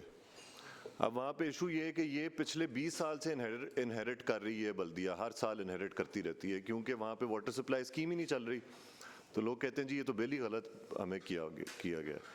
तो इसलिए इनकी एक दफ़ा थीमेटिकली भी देख लिया करें कि अकाउंटिंग के अलावा जो उन चार्जेस की अपनी एक नेचर है वो किस तरह की है, उनको फिर अलग-अलग क्लब कर लिया करें, बेशक सब पैरास बना लिया करें। जी सर, फर्दर सर हम इसके जो थीमेटिक सर जैसे आपने कहा है सर, मज़ीद सर इसको हम क्लब करने में देखेंगे सर इंशाल्लाह। चेयरमैन साहब, एक और चीज़ की तवज्जो मैं दिलाना चाहता हूँ, ये areas of rent of shops हैं, तो इसकी रिकवरी तो पेंडिंग होनी नहीं चाहिए थी, ये तो इजीली उनसे हम रिकवर कर सकते हैं। तो इसकी क्या वजह है कि आज तक ये शॉप्स वगैरह ये तो आपके पास अख्तियार है, रिकवरी पेंडिंग होनी चाहिए, रिकवरी को अभी होना चाहिए था पूरा, तो इसकी क्या वजह सेक्रेटरी साहब, शॉप्स की रिकवरी की वजह क्या है डिले की? सर आई थिंक ये भी वो पहले वाले इशू के साथ ही मिलता जुलता है कि ये भी मोस्टली रिकवरी है रेंट ऑफ शॉप की, और जिसमें अगर वो डिफ़ॉल्ट करता है तो हम उससे पहले वो श्योरिटी बॉन्ड लेते हैं, और जबकि अभी जो डिस्कशन हो रही थी कि अगर हम किसी को अपनी रेंट अपनी शॉप दें रेंट पे तो उसके अगेंस्ट हम उससे बैंक गारंटी ले लें, ताकि अगर को वो डिफ़ॉल्ट करे तो हम उसकी ओपिनियन कैश करवा लें, क्योंकि ये भी सारी मोस्टली उसी नेचर की हैं।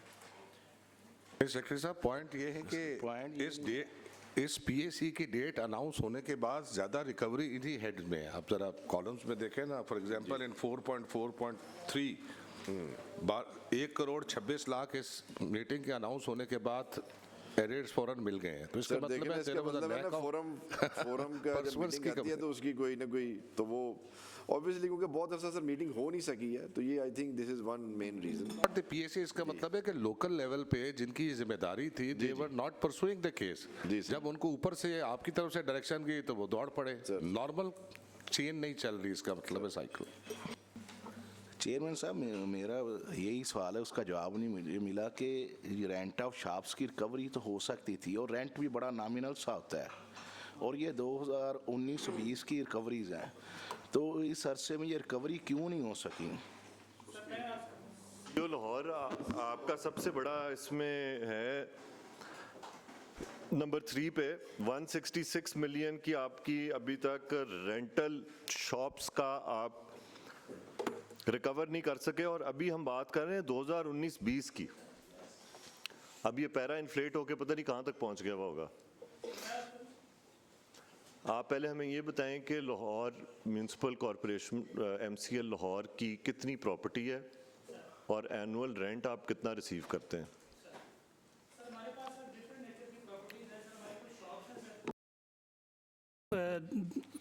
1000 के करीब सर। अब इसमें सर ये जो पर्टिकुलर फिगर क्या है? सर 2074 सर शॉप्स हैं सर। बड़ा फर्क है 1000 में और 2000। सर मैं बस वो दूसरे क्लब कर गया सर। इसके अलावा कुछ 16-17 सर जो है वो, इसके अलावा हमारी शॉप्स के अलावा भी प्रॉपर्टीज़ हैं जो डिस्ट्रिक्ट में डिफरेंट जगह पे हैं सर।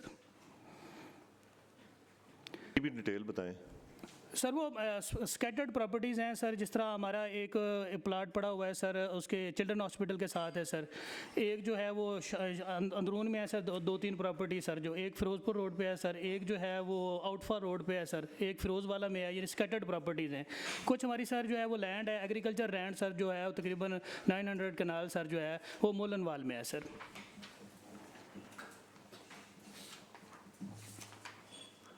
इसकी वैसे अगर अभी डिटेल तो नहीं होगी, लेकिन सर अगर आप कहते हैं तो पूरी प्रॉपर्टी वाइज, उसका area wise, location wise detail बना के सर वो हमारे पास अवेलेबल है सर।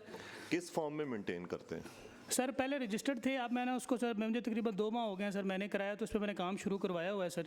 तो इसको हम सर ई की तरफ लेके जा रहे हैं, उसके लिए एक एप्लीकेशन बनवा रहे हैं सर, उस पर जो है वो सारी हम उससे करवाएंगे। जो लोकल गवर्नमेंट डिपार्टमेंट ने एक पोर्टल बनाया हुआ है एसेट मैनेजमेंट का, उस पर नहीं अपलोड की नहीं आप? सर उस पर है, लेकिन वो लेकिन क्योंकि सर वो इतनी ज़्यादा इंफॉर्मेशन आ जाती है वहाँ पे कि एक लोकल गवर्नमेंट की तकरीबन सैकड़ों में है, तो वो पोर्टल पे फिर वो एक जंबल डब सा वो बन जाता है। अगर हर लोग, क्योंकि इनकी अपनी वेबसाइट भी है, तो वहाँ पे ज़्यादा फोकस तरीके से ये उधर बता सकते हैं कि हर लोकल गवर्नमेंट अपनी वेबसाइट पे सारी प्रॉपर्टी डाल दे।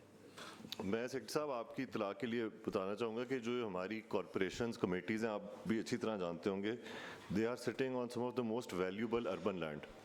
मसलन अभी मैंने जफ़रवाल में सिर्फ आइडेंटिफिकेशन करवाई है थ्रू असिस्टेंट कमिश्नर, और हमने ऐसी प्रॉपर्टी अनकवर की है कि जहाँ पे लोगों ने पार्किंग स्टैंड बनाए हुए थे खुद ब खुद, उधर हमारा कब्जा ही नहीं था सेंट्रल सिटी के अंदर। उसका जो हमने डीसी साहब से डिस्कस करके उसका सलूशन निकाला है कि सबसे पहला स्टेप हम ये करें कि उन प्रॉपर्टीज़ की बाउंड्री करके उनको पार्क्स में कन्वर्ट कर दें, क्योंकि उसमें ख़र्चा भी कोई नहीं और आपका कब्ज़ा भी इस्टेब्लिश हो जाता है। And I am sure Lahore में तो you are sitting on may be property worth billions of rupees. Property की नौइयत से हम देख सकते हैं कि वहाँ पे पार्क बन जाए, या बहुत जगह पे तो आई थिंक ये कंस्ट्रक्टेड भी होगी, उसके ऊपर कोई ना कोई बिल्डिंग बनी होगी और उस पर कोई ना कोई कारोबार हो रहा होगा या शॉप्स होंगी। लेकिन ये तो फिर केस टू केस बेसिस देखना पड़ेगा किस प्रॉपर्टी पे फिजिबल है कि पार्क बन जाए और किसको हम ज़रा इम्प्रूव करके उसका रेंट बेहतर कर लें। सर उसकी मैंने ना जो इस तरह की प्रॉपर्टीज़ थी सर वो आइडेंटिफाई करवाई हैं, कोई 90 तकरीबन है सर, तो उनके लिए असेसमेंट सर चल रही है, उनको इंशाल्लाह इसी मंथ में या नेक्स्ट में सर उनको भी ऑप्शन करवा देंगे सर, उसके लीज पे देंगे सर उनको। जो ऑनरेबल मेंबर चौधरी तारिक गुज्जर साहब ने सवाल पूछा है, जी सर, मैं उस पर सर अर्ज़ करता हूँ कि ये सर हमारी कोई 317 शॉप्स हैं सर, जिस पे जो है वो 2006 में सर एक स्टे ले लिया गया सर। उस 2006 से 2000, क्योंकि बेसिकली ये सर दुकानें जो है नज़ूल लैंड की हैं, जो कि नज़ूल की ज़मीन थी सर, तो उस पर जब यानी दोनों तरफ से रेंट लेने गए तो वहाँ पर जो लोग थे उन्होंने जाके इस पर स्टे ले लिया और 2019 में सर जाके ये स्टे जो है वो विकेट हुआ है। इतनी देर सर जो है ना वो कुछ 66 तो पर्टिकुलर लोग थे जिन्होंने स्टे लिया, इसके अलावा कुछ लोग वैसे ही जो है ना वो उन्होंने किराया देना बंद कर दिया था। 2019 से ऑनवर्ड जो है सर अब इनसे रेगुलर जो है वो रेंट आ रहा है। ये एरियर सारे जो हैं वो 2019 तक वो स्टे की वजह से जो स्टॉप रहा काम सर, उस वजह से क्रिएट हुए हैं सर। जनाब चेयरमैन साहब, इसमें से 52 मिलियन सर अब तक हम रिकवर जो है वो कर चुके हैं सर। जी सर, 52 मिलियन अब तक जो है हमारी रिकवरी है इसमें सर। सर ऐसा है कि ये जवाब जो है सर हमारे पास इनका यहाँ पे रिप्लाई मौजूद है सर। ये सारी डिटेल्स एक तो आप रिप्लाई में लिखते हैं ताकि हमें भी वहाँ पे SDSC में चीज़ समझ आती।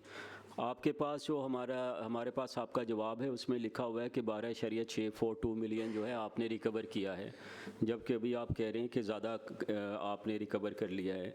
फिर ये जो अमाउंट रिकवर हुई है आपने जवाब में ये भी डिटेल नहीं बताई कि इसमें एरियर्स कितने हैं और करंट जो है आपका रेंट कितना है। तो ये सारी चीज़ें अगर आप डिटेल हमें भी थोड़ा सा ऑडिट को भी दें, हमें भी चीज़ें थोड़ी सी समझ आएँ। सर इसमें अर्ज़ करता हूँ सर कि इसमें हमारा जो 12 मिलियन की हम बात करते हैं, ये 19-20 की बात करते हैं, उस तक हमने किया था सर।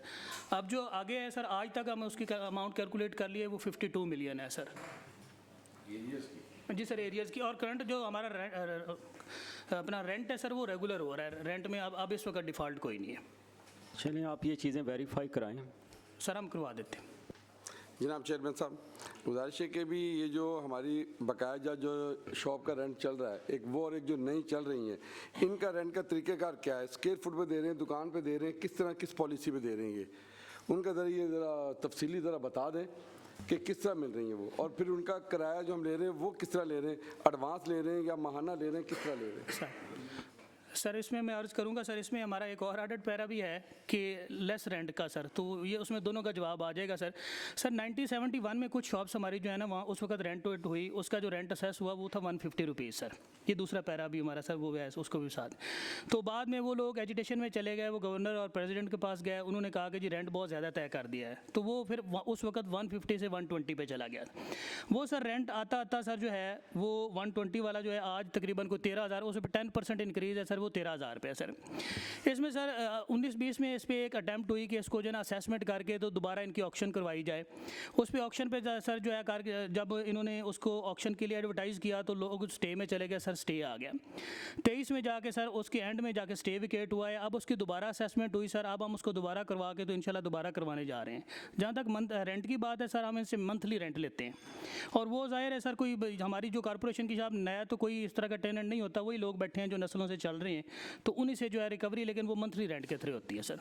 Thank you. ये कब टेंडर इनके कब होते हैं, कब ऑक्शन दोबारा की जाती है, इनकी भी कोई पॉलिसी होगी? 10 साल बाद, 5 साल बाद, साल बाद, किस तरह है? और फिर हम इस पर क्या इंक्रीज़ कितना करते हैं? जो एक बोली होती होगी वो तो एक यकीनन 5 साल है, उसके बाद हो गई। अगर हम इंक्रीज़ कर देते हैं खुद ब खुद रिकॉर्ड पे रख के कि भी हमने ये हर साल एक्सटेंड कर दिया 10% पे, वो पॉलिसी किस तरह कर रहे हैं आप? सर वो पॉलिसी तो वैसे जो लिखी पड़ी है सर 15 साल की है, 15 साल के बाद जो है ना उसको दोबारा ऑक्शन करना होता है, लेकिन वो जाहिर है सर उस वक्त जिस तरह लोग चल रहे थे वो उस तरह की कुछ चीज़ नहीं हुई सर। जो सर आपका एक क्वेश्चन था कि इसका रेंट कैसे यानी पर स्क्वायर फुट या कैसे करते हैं सर, वो एक चल रहा है सर, लम सम के हिसाब से चल रहा है, इस तरह का कोई रेंट जो है सर वो इस वक्त नहीं है।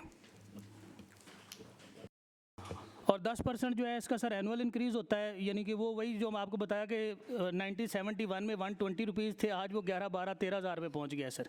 तो इसके अलावा सर हम असेसमेंट करा के अब इसकी फ्रेश इस पर मैंने वर्किंग स्टार्ट कराई है सर, तो वो हमने एसीज़ को लिख दिया उसकी असेसमेंट, वो सर इस तरह होगा कि मार्केट रेंट उसका निकालेंगे और मार्केट वैल्यू को असेस करने के बाद सर हम वो DAC करवाएंगे, वहाँ से सर जो है इसका रेंट जो है दोबारा होगा कैलकुलेट।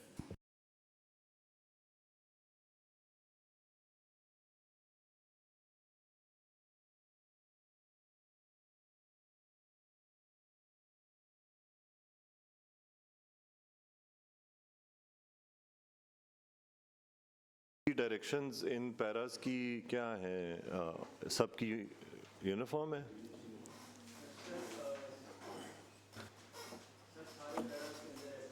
रिकवरी सर एडमिट कर ली है और डायरेक्शंस ये हैं कि ये रिकवरी एक्सिक्यूट की जाए सर इन तमाम पैरास में से। उस पर इम्प्लीमेंटेशन करें और विद इन 90 डेज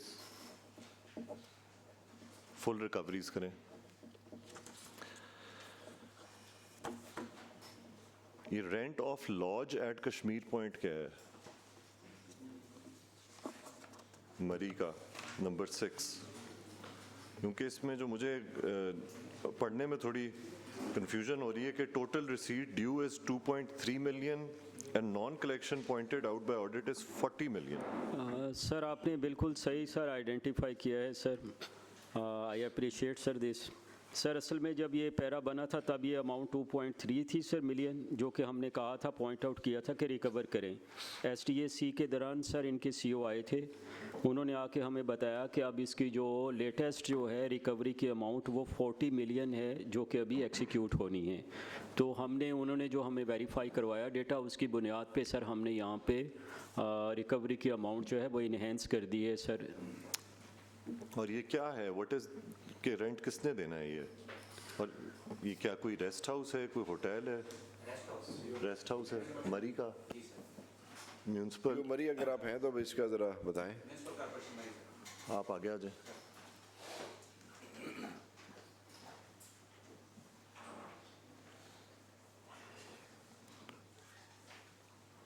उस उधर आप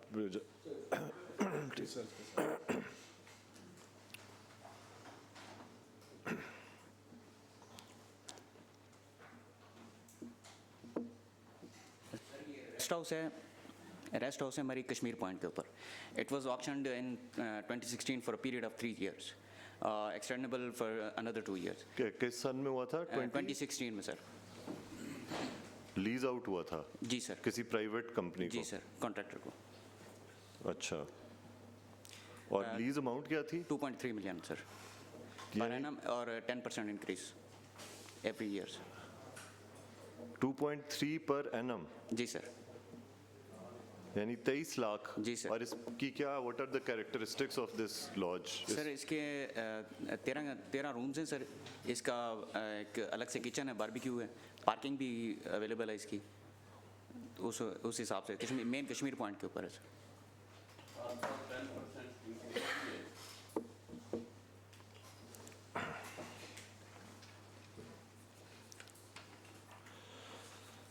So 2.3 million divided by 365 divided by 13,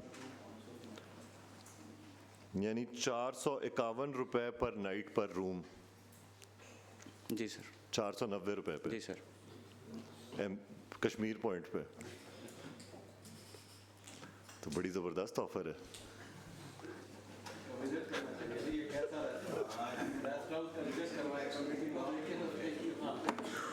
अच्छी हालत है सर, मीटिंग रख लो थे, मौसम भी है।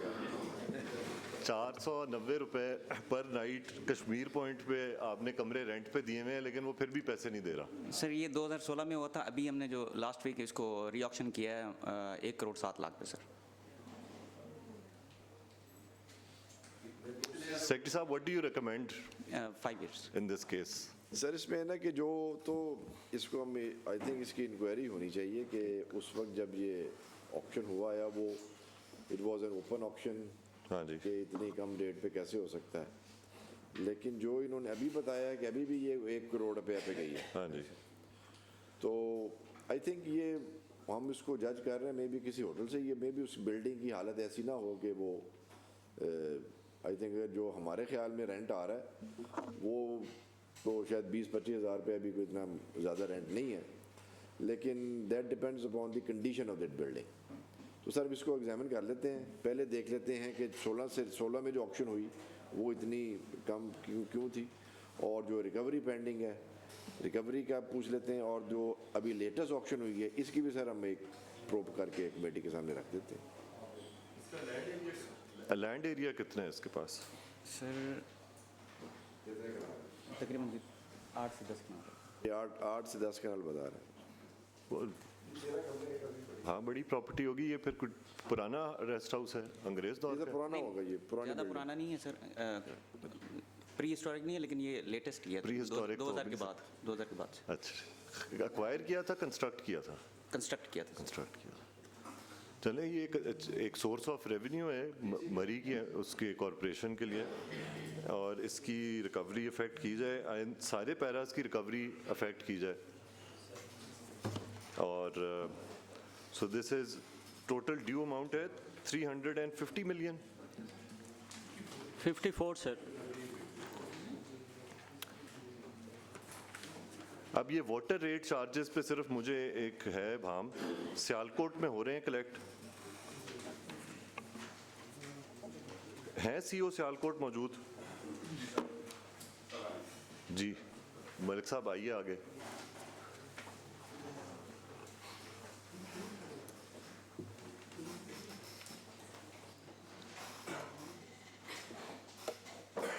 आप सीईओ एमसी हैं या डिस्ट्रिक्ट काउंसिल? जी सर, इन्होंने तो मुकम्मल सर रिकवरी कर ली हुई है वाटर चार्जेस की। उस साइड पे ये मरी वाले, थैंक यू आप।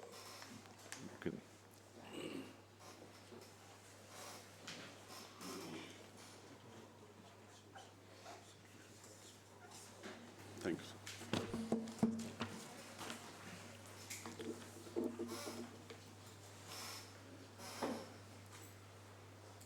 जी ये बताएं ना, नंबर 11, 12 और 13 आपके हैं?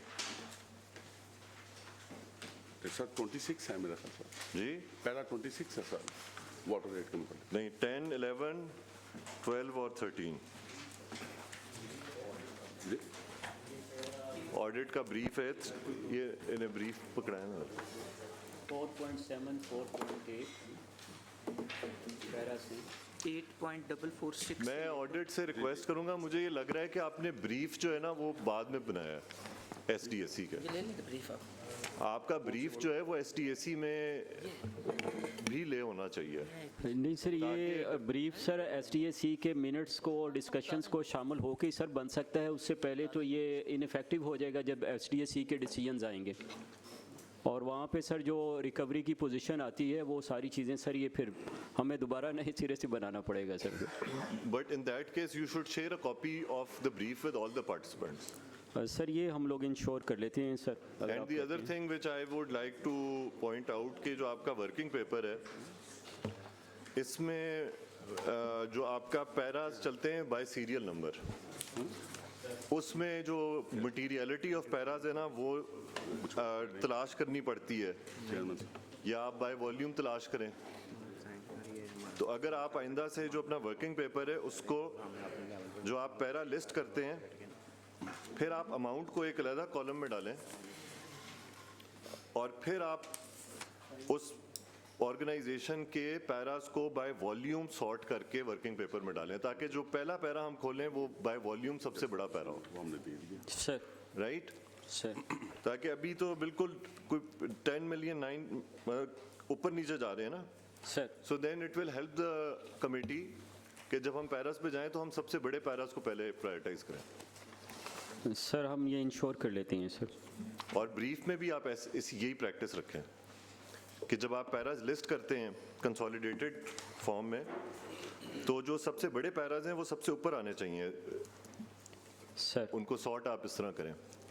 जी ठीक है सर, हम इसे इंश्योर कर लेते हैं सर। डिसेंडिंग ऑर्डर बनता ना? जी सर, होना चाहिए सर, हम कर लेते हैं सर।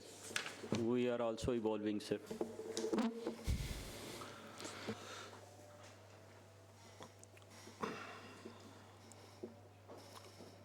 अच्छा, अब हमने कितने कर लिए जी पैराज? 13 + 5 18 पैराज हो गए। जी सर।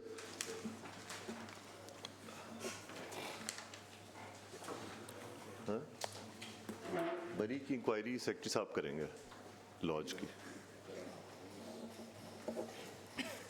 आ जाएं जी। Deposit of receipts less than reserve price. Sir ये डिफरेंट रिसीट सेट्स हैं सर, जिसमें प्राइमरीली तो इन्हें एज़ पर लॉ जो है ऑक्शन करना होता है सर कलेक्शन राइट्स का। लेकिन सर ये जो 3 पैरास हैं इसमें इन्होंने कोशिश तो सर की ऑक्शन करने की, लेकिन हो ये रहा है कि ऑक्शन के दौरान बिडर्स आ ही नहीं रहे हैं। तो जब ये वाली प्रैक्टिस सर फ्रूटफुल नहीं हो रही तो फिर ये सेल्फ कलेक्शन की तरफ जाते हैं। सर ये जो कॉन्ट्रैक्ट में ऑक्शन करते हैं कि इतनी कलेक्शन होना चाहिए, उसको ये रिज़र्व प्राइस की बुनियाद पे करते हैं सर। और रिज़र्व प्राइस ये होती है कि पिछले 3 सालों में जो कलेक्शन हुई है उसकी एवरेज लेके उसे रिज़र्व प्राइस डिक्लेयर करते हैं। और सर इसका होता ये है कि आप जो कॉन्ट्रैक्ट करने जा रहे हैं वो कम से कम रिज़र्व प्राइस जो है उससे ज़्यादा का हो।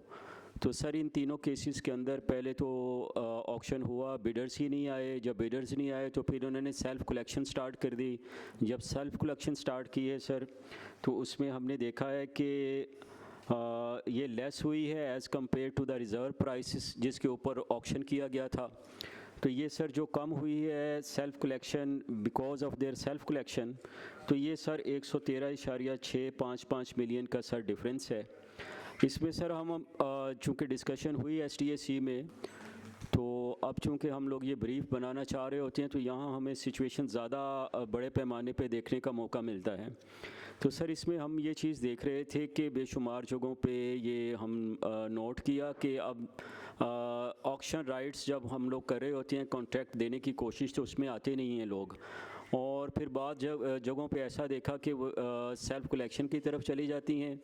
और इसकी वजह से ये जो पॉलिसी थी जो बनाई गई थी, सारा एक पॉलिसी डिसीजन था कि रिज़र्व प्राइस की बेस के ऊपर हम लोग कलेक्शन करेंगे, वो सारा सर बहुत सारी जगहों पे हमें लग रहा है कि वो प्रॉपरली इम्प्लीमेंट नहीं हो पा रहा। तो इस पे मैनेजमेंट देखे कि ये कैसे इसको बेहतर कर सकते हैं।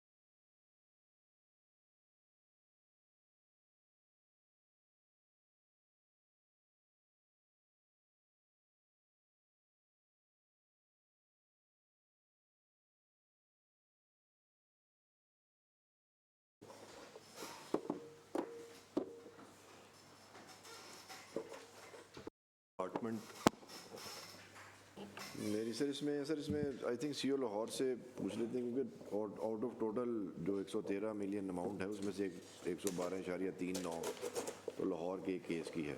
सीओ साहब आप ज़रा इसमें काइंडली बता दें कि इसकी क्या है डिटेल। 4.4.4.2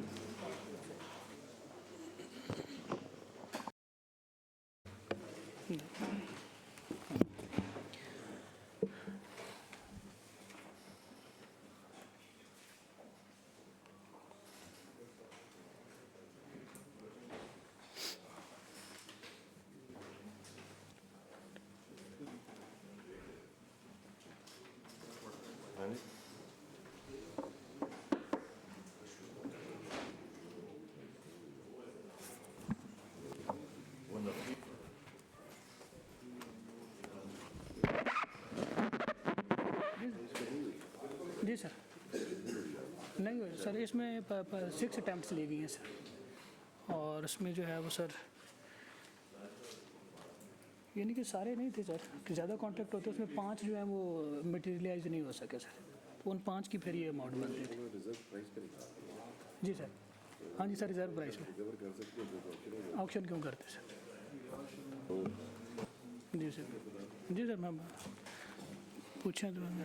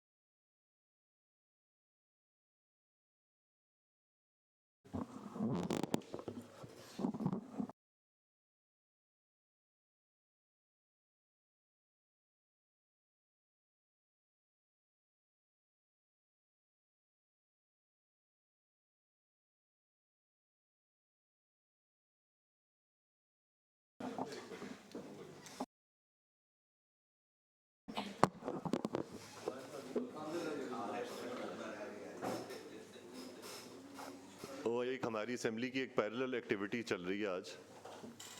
प्रोफेसर रफ़ीक अख्तर साहब हैं, उनका लेक्चर है तो प्लस ज़ोहर की नमाज की अज़ान हो गई है तो हो सकता है हम 1 घंटे की ब्रेक लें, उसके बाद हम फिर रिकन्वीन करेंगे। लेकिन सर रिक्वेस्ट होगी कि अगर हम 1 घंटे से ज़रा ज़्यादा कर दें क्योंकि लोग या तो इधर बैठे रहें क्योंकि जिन्होंने मे बी लोगों ने बाहर जाना है तो थोड़ा सा टाइम फ्रेम मिल 3 बजे तक ले लेंगे। हाँ 3 बजे तक इजीली अगर कहीं जाना है तो वापस आ जाएंगे ना सर। बिल्कुल ठीक है थैंक यू सर। एक समरी पे आपने दस्तखत करने हैं वो भी आप कराइएगा। ज़रूर हो जाएगा सर। अच्छा जी सीओ लाहौर बता ये 4.4.4.2 सर ओरिजिनली सर जो है ये पैरा जो सर जो है वो 197 मिलियन का बना था सर हमारे पास। इसमें हमारे सर 6 अटैम्प्ट्स हमने लिए सर मुख्तलिफ कॉन्टेक्ट्स देने की, लेकिन वो सर जो है उसमें से 5 जो हमारे कॉन्टेक्ट्स थे सर ये मटेरियलाइज ना हो सके जिस पे हमें सेल्फ कलेक्शन पे जाना पड़ा सर। तो इसमें कुछ सर पीरियड जो है वो कोविड का था सर, उसको निकाल दिया गया, उन्होंने अपना ऑडिट ने भी सर उसको कंसिडर नहीं किया सर। अब हमारी सर जो रिजर्व बनाई प्राइस बनती थी इन 5 कॉन्ट्रैक्ट्स की सर वो बनती थी 338 मिलियन सर। मंथली शेयर बन रहा था सर 28 मिलियन सर, और जो अगर हम इसको ये साल का था सर फर्स्ट 8 मंथ का अगर लेते हैं तो सर ये 225.76 मिलियन था, और इसमें हमने जो सर फर्स्ट 8 मंथ में सेल्फ कलेक्शन किया है सर वो 166 है सर। तो इसमें जो हमारी लेस कलेक्शन बनती है सर वो 60 मिलियन की बनती है सर। इसमें डिपार्टमेंट ने सर पूरी एफर्ट की कि उसको जो है वो किसी तरह बिडिंग हो जाए, लेकिन 6 अटैम्प्ट्स में भी नहीं कर सके। तो सेल्फ कलेक्शन में ज़ाहिर है सर हमारे पास वो रिसोर्सेज या वो चीज़ें नहीं होती जो कॉन्ट्रैक्टर अपने तौर पर यूटिलाइज़ करता है और उस अपने एंगल से लेके चलता है सर। तो इस वजह से सर ये लेस कलेक्शन हुई सर उस वक्त से। ये इसकी आप वजाहत कर सकते हैं जो आप कह रहे हैं कि सेल्फ कलेक्शन में और कॉन्ट्रैक्टर की एबिलिटी में फ़र्क होता है, वो क्या उसके सोर्सेज डिफरेंट होते हैं? जी सर, उनके पास सर एचआर वो ज़्यादा लगाते हैं, हमारे पास उतनी एचआर नहीं होती सर। उनके पास व्हीकल्स होती हैं, वो यानी कि पूरा पैनाफिनेरिया ज़ाहिर है उनको वो हो सोल, क्योंकि उन्होंने कमाई करनी होती है सर। तो हमारे पास सर क्योंकि एचआर की भी एक जो है वो कंपल्शन होती है, वो एचआर भी प्रॉपर नहीं लगा सके, और उसके अलावा सर जो है बाकी रिसोर्सेज भी हैं वो सच उस लेवल के नहीं होते जो कॉन्ट्रैक्टर है। अगर हम सर सेल्फ कलेक्शन पे कर सकते हैं तो फिर कॉन्ट्रैक्टर इसीलिए जाते हैं कॉन्ट्रैक्ट में कि वो हमसे बेहतर इस पर रिकवरी मटीरियलाइज कर लेते हैं सर, और कंपटीशन भी हो जाता है सर उसमें। Thank you sir.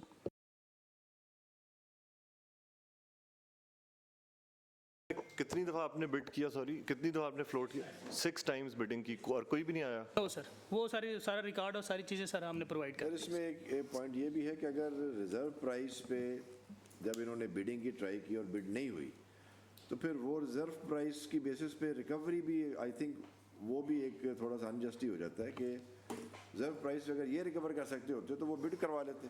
तो वो ऑब्वियसली उन्होंने उससे कम रिकवरी की, एफर्ट की है, लेकिन रिकवरी ऑब्वियसली रिजर्व प्राइस से कम है। तो जो डिफरेंस है उसको हमने एक एरियर बना दिया है। इसको भी सर थोड़ा सा देखना चाहिए कि ये हम इसको आया ये जेन्युइनली एरियर बनता है नहीं बनता। अब तो खुद कह रहे हैं जितनी रिकवरी आ रही उन्होंने कर ली है, लेकिन obviously it is below reserve price, लेकिन आई थिंक ये बेंचमार्क भी थोड़ा सा रिकंसीडर करना चाहिए। सर ये जो रिज़र्व प्राइस है सर, ये पिछले 3 साल की जो कलेक्शन थी उसकी एवरेज थी। अगर उससे सर ये नीचे गई है रिज़र्व प्राइस से, तो इसका मतलब ये है कि इस साल में पिछले 3 सालों की निस्बत जो है वो सेल्फ कलेक्शन जो है वो कम हुई है। तो यार्ड स्टिक जो है सर वो एक पहले 3 सालों की सर जो एक था वहीं से बना हुआ था, रिज़र्व प्राइस एवरेज थी उसकी। तो इस साल में सर एफिशिएंसी जो है कलेक्शन की वो उसी तरह फिर कम हो गई है। दूसरा सर जो लोग कंट्रैक्टर्स आते हैं तो वो अपना प्रॉफिट भी रखते हैं। अगर वो इस रिज़र्व प्राइस पे एक्सेप्ट कर रहे होते हैं तो 20% उसने अपना इसमें प्रॉफिट भी रखा होता है। तो आप सर, मैं तो एक अजम्पशन पे बात कर रहा हूँ सर, तो एनी हाउ सर वो अपना रेट ऑफ रिटर्न भी इसके अंदर वो जो है उसको उन्होंने काउंट फॉर किया होता है। तो ये जो रिज़र्व प्राइस थी ये फिर बिल्कुल एक बेस लेवल होता है जिसमें वो प्रॉफिट भी माइनस हो चुका है। तो फर्दर पिछले 3 सालों की निस्बत जो है वो इतने मिलियंस की रिकवरी कम हुई है। बाकी सर आप बेहतर सर डिसाइड करें। कितना अब कॉन्ट्रैक्ट आउट हो गए हैं ये? सर कॉन्ट्रैक्ट आउट किन टर्म्स पे हुए हैं आपके रेट? सर अब ये हमारे तकरीबन उस वक्त ये हुए थे 414 मिलियन के सर 19 में सर। अब हमारा सर 1 बिलियन 10 करोड़ पे सारे कॉन्ट्रैक्ट हो गए हैं, कोई सेल्फ रिकवरी नहीं हो रही, सारे सर कॉन्ट्रैक्टर ही रिकवरी कर रहे हैं और हमारी रिकवरी 100% है सर। 414 मिलियन पे कब हुआ था ये सर 19-20 की बात है। अब हमारा 1 बिलियन क्रॉस कर गए हैं सर ये। नहीं, बट वो तो कह रहे हैं कि 19-20 में तो कोई आया ही नहीं। सर ये 5 कॉन्ट्रैक्ट रह गए थे सर जी, 5 रह गए थे, बाकी हो गए थे सर। सर ये डिफरेंट काम होते हैं बेसिकली, यानी कि 10-15 कॉन्ट्रैक्ट मिला के सर उनको ऑक्शन किया जाता है सर। अच्छा अच्छा जी सर। और क्यों नहीं आया कोई इसमें बिडर, क्यों नहीं आया सर? कोई हमारे एंड से तो सर ऑक्शन ही हो सकती थी सर, वो ऑक्शन तो 6 दफ़ा का अटैम्प्ट ली सर इन्होंने, सारी चीज़ें मौजूद हैं सर। वो 4 माह निकाल दिए उन्होंने ना, ऑडिट ने वो 4 महीने माइनस कर दिया। ठीक है, वो टाइम तो निकल गया, लेकिन उस दौरान जब हर तरफ लॉकडाउन था और एक अनसर्टेनिटी थी, उस वजह से मे भी प्राइवेट कॉन्ट्रैक्टर ना आए हों। इस स्पेसिफिक की आज की रिजर्व प्राइस क्या है? ये जो नहीं सर, कॉन्ट्रैक्ट तो फाइनेंशियल ईयर के शुरू में हुए हैं सर, वो कोरोना लास्ट पे आया मार्च में, फाइनेंशियल ईयर से पहले क्लोजिंग पे।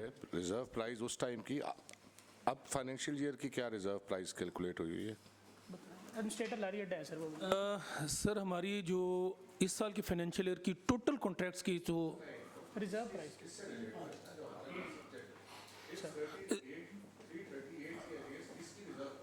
सर ये 5 कॉन्ट्रैक्ट्स हैं यार सर, इनकी हमें अभी तो मेरे पास डाटा नहीं है।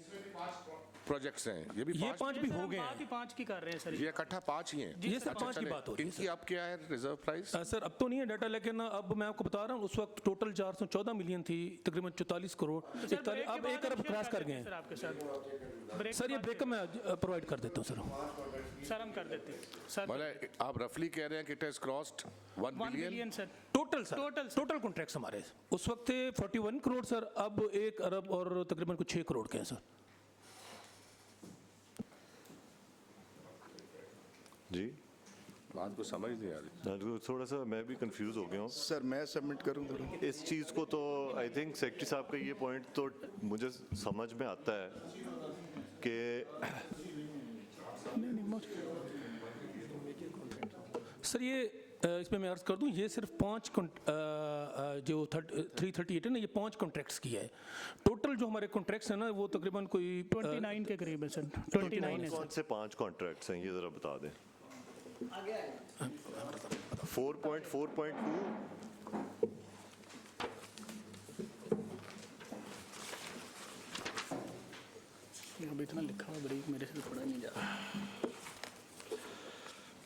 The contracts of collection point, MCL fee and parking fee, namely sectors Gujranwala Road, Shekhupura Road, Sagiyan Pul, Gulshan Ravi, Babu Sabu, Hanjarwal, Raivand Road, Firozpur Road, parking General Bus Stand, Badami Bagh, Lahore, parking Jinnah Hall, remained unbid despite conducting 7 auction proceedings, from where self-collection was done. Sir. ये जिना hall क्या है जी? But sir बताएं।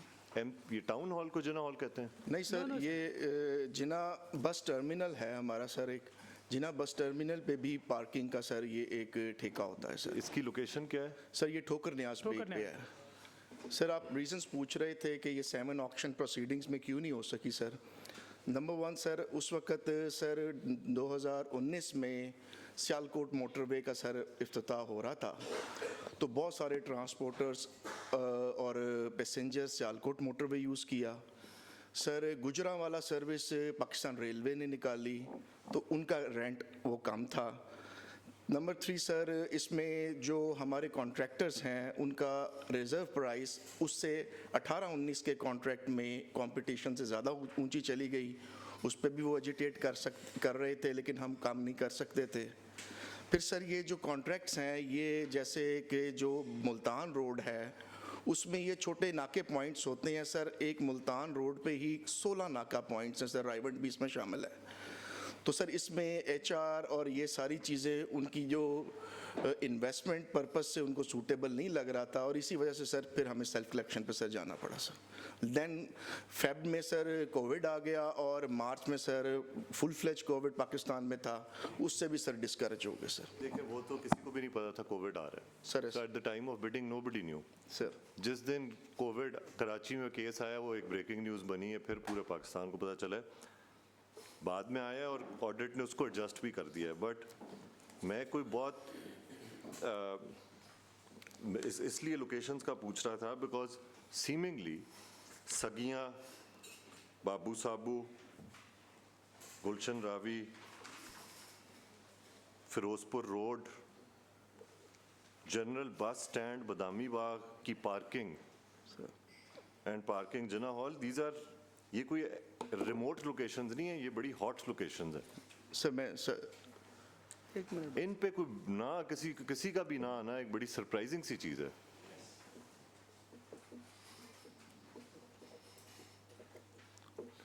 Are there any, आपकी जो ये जो आपकी होती हैं प्रोसीडिंग्स सर, इसकी कोई रिकॉर्डिंग होती है? जी सर, रिकॉर्डिंग भी होती है, अखबार इश्तिहार भी होता है सर, और इसमें पार्टिसिपेट भी करते हैं। और सर ये टोटल 33 कॉन्ट्रैक्ट्स हैं। जिस दिन ऑक्शन प्रोसीडिंग्स होती है उन सारे कॉन्ट्रैक्ट्स की होती है, उसी में सर कॉन्ट्रैक्ट नंबर 1, 2, 3 बारी बारी ऑक्शंस हो रही होती हैं। सब कॉन्ट्रैक्टर्स जो सारे कॉन्ट्रैक्ट्स में मौजूद होते हैं, लेकिन वो अपनी चीज़ को ऑप्ट करते हैं उन्होंने किस में बिड करना है। ऐसा नहीं है कि सर इन 5 कॉन्ट्रैक्ट्स की अलहदा से हो रही हैं। हमने एविडेंस के तौर पे सर ऑक्शन की जो एडवर्टीजमेंट भी लगाई है उसमें एक ये 5 नहीं है, बाकी सारे जो हैं वो बिडिंग हो गई थी, इनमें उन्होंने मतलब अवॉइड की सर बिडिंग। आप रोशनी डाल सकते हैं गुजरावाला के हवाले से भी बड़ा अच्छी एक्सपीरियंस है कि रेलवेज़ का लाहौर टू गुजरावाला इतना ट्रैवलिंग बढ़ गई है लोगों की, इन्होंने ये पॉइंट भी रेज किया हुआ है। ये तो नॉर्मल ट्रैवलिंग, गुजरांवाला लाहौर तो हमेशा से ट्रैवलिंग रही है, जुड़वा शहर है तो मैं नहीं समझता इसका कोई इतना इम्पैक्ट है लाहौर गुजरांवाला की ट्रैवलिंग की वजह से। The train fares were much less than the bus fares. Is just the reality? नहीं अभी तो नहीं, मेरा ख्याल है ट्रांसपोर्टर्स का मौकफ था उस वक्त अभी जब तो हम बार-बार बिल्कुल बिड करते नॉर्मल थे, फेयर्स हैं। डिस्करेज किया उन्होंने। अभी तो मेरे ख्याल ज़्यादा होंगे बस से।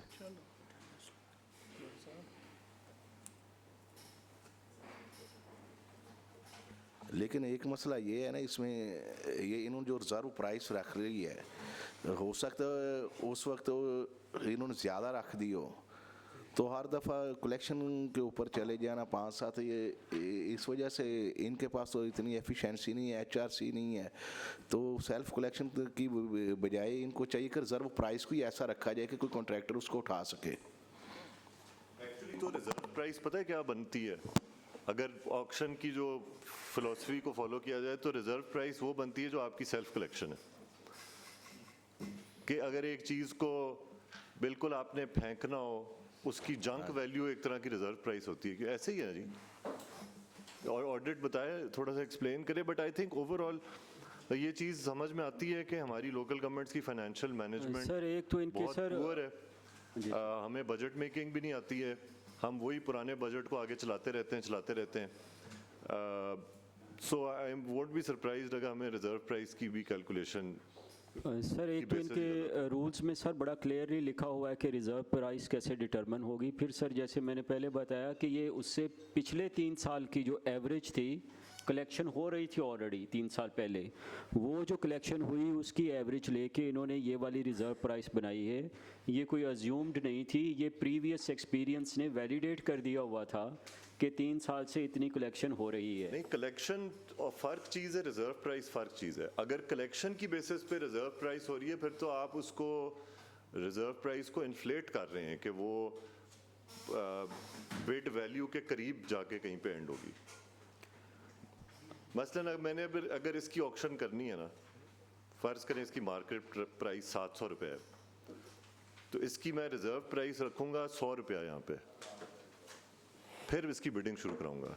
यही प्रिंसिपल होता है ना कि आप उसको लोएस्ट रिजर्व प्राइस लो रखते हैं आप, या कि क्या 700 रखते हैं, क्या रखते हैं? सर ये तो वैल्यू पे डिपेंड करता है सर। जब हम रिज़र्व प्राइस से कोई चीज़ स्टार्ट करते हैं और बिड करते हैं सर, उसकी मिनिमम वैल्यू हम लोग देख लेते हैं क्या है। यहाँ पे सर चूँकि कलेक्शन की बात हो रही है, फोर्स्ड सेल वैल्यू है और रिजर्व प्राइस एक ही चीज़ होती है? नहीं सर ये कलेक्शन का मामला है सर, ये प्राइस का मामला नहीं है सर। पिछले 3 साल में अगर 100 रुपया कलेक्ट होता रहा तो इस दफ़ा 60 रुपये कलेक्ट हुए हैं। इन्होंने कहा चूँकि 3 साल से हर साल 100 रुपया कलेक्ट हो रहा था, तो इन्होंने कहा इस साल भी 100 रुपया कलेक्ट होगा, लेकिन उस वक्त 60 रुपये कलेक्ट हुए हैं, 40 रुपये कम हो गई कलेक्शन। ये सर इस तरह से है।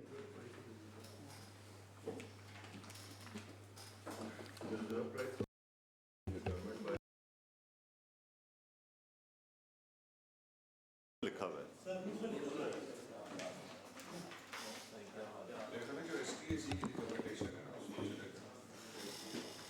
और SDAC ने क्या रिकमेंड किया है जी, कि बताइए, पढ़ के बता सकते हैं आप?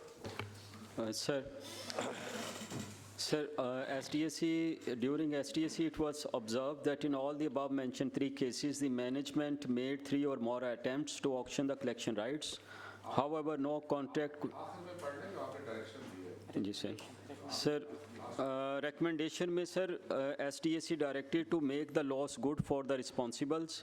The administration should prepare a more viable and robust mechanism of self-collection. SDAC directed to inquire the matter at administrative department level for fixing of the responsibility for loss sustained by the government amounting rupees 112.39 million. Sir इस para में sir यही direction है sir, Lahore वाला जो para है sir.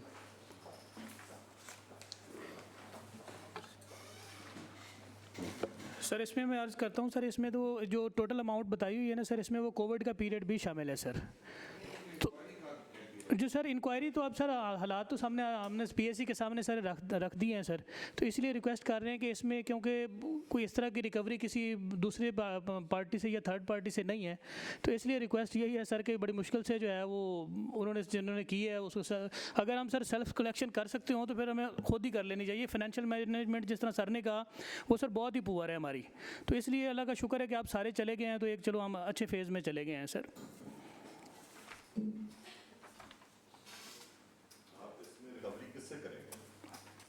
Sir यही question है कि आप रिकवरी करनी है तो कैसे करनी है सर हमने?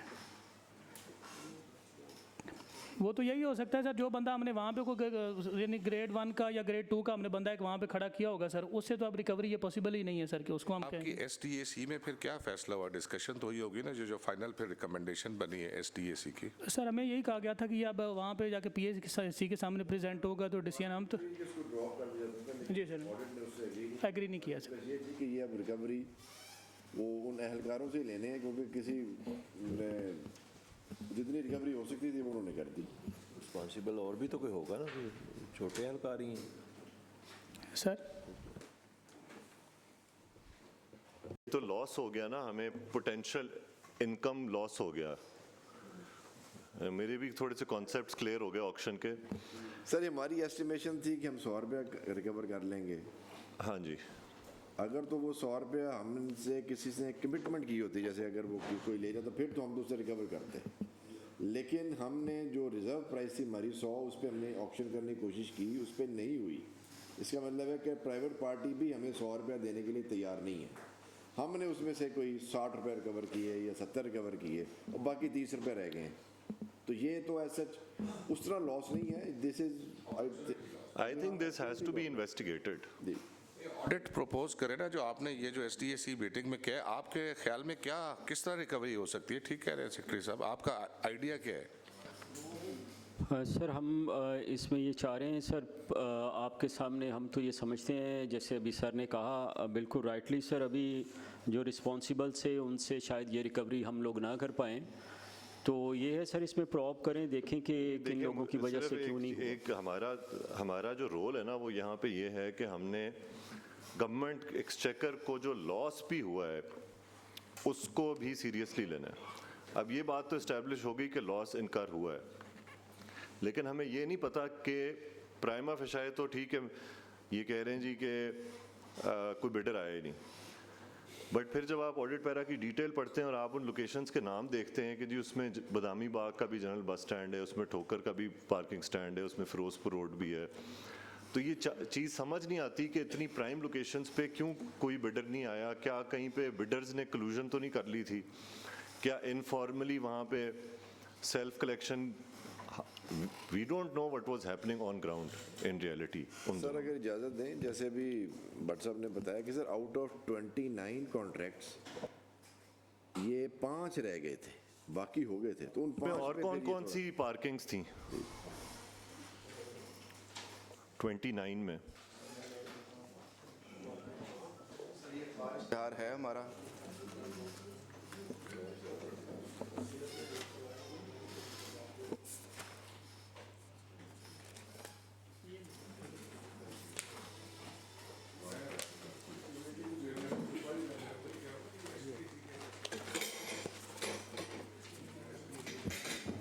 सर फॉर एग्जांपल सर ये हमारा न्यूज़पेपर ऐड में मुश्तरका ठेका MCL फीस,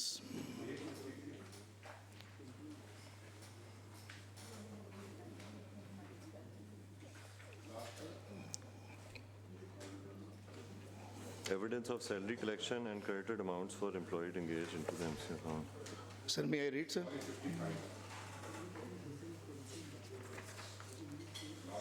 55 है जी।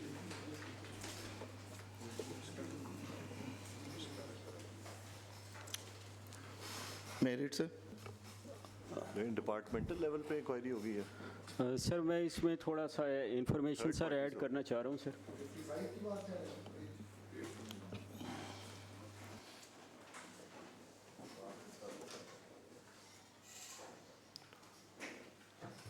सर इसमें ये जैसे बता रहे हैं 29 सर ये कह रहे हैं टोटल कॉन्ट्रैक्ट से तो सर उनमें से जो 7 बड़े कॉन्ट्रैक्ट थे जिनकी अमाउंट जो है सर वो 335 मिलियन बन रही है। कितनी जी? 338 मिलियन सर। ठीक है। 7 जो बड़े थे वो कॉन्ट्रैक्ट में नहीं जा सके और बाकी जो 22 थे उनकी अमाउंट्स कम थी। वो 414 मिलियन के 5 कॉन्ट्रैक्ट्स थे जो कॉन्ट्रैक्ट्स में गए हैं, 338 के ये थे, 5 नहीं गए।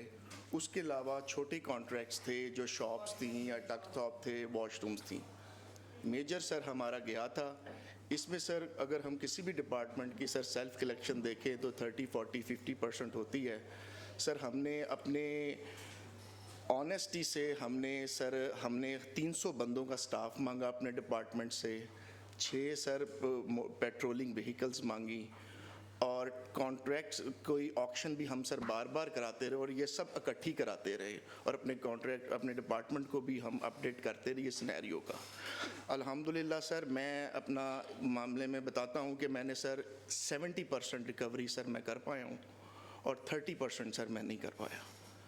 और वो sir obviously rate of return और बाकी सारी चीज़ें इवन इसमें सर कॉन्ट्रैक्टर को टैक्स भी पे करना होता है, उसने टैक्स भी पे करना है, अपना इन्वेस्टमेंट की प्रॉफिट भी देखना है। इसलिए सर किसी भी डिपार्टमेंट की सर सेल्फ कलेक्शन में हम 100% नहीं कर पाते सर। ये SDAC की हम रिकमेंडेशंस को अडॉप्ट करते हैं इस केस में, इस पर्टिकुलर पैरा में, and the matter to be inquired at administrative department level alongside auditor general of Pakistan, दोनों इसमें शामिल हों है और FD भी है कि whether this para should be settled or if there is more to it। जी लाहौर की हद तक। और दूसरा वाला जो है पार्किंग फ़ी और इसमें 2 और 3 जो हैं जी ये ब्रीफ के अंदर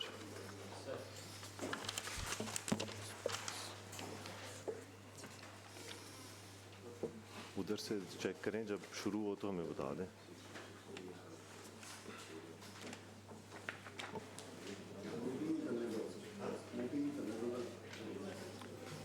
अगर आपने ब्रेक लेनी है तो इट्स द राइट टाइम, ताकि अभी ले लें और इनको 3 बजे वापस बुला लें।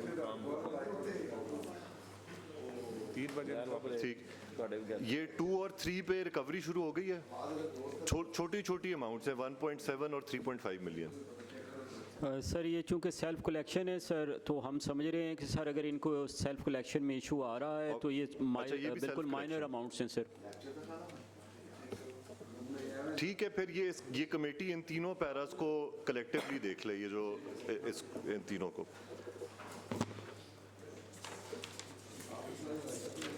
जी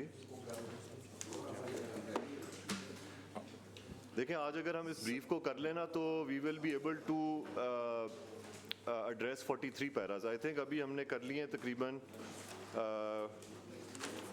21 कर लिए हैं, इतने ही और पैरास रह गए। So we will reconvene at 3 PM। 2:45 हो गए तो 3:15 हम दोबारा मिल लेंगे। सर एक रिक्वेस्ट है सर, अगर इंक्वायरी करने सर ऑडिट को निकाला, अगर ऑडिट डिपार्टमेंट ऑफ फाइनेंस मिलके के सर नहीं, ऑडिट का इसलिए है ना because you have to satisfy them.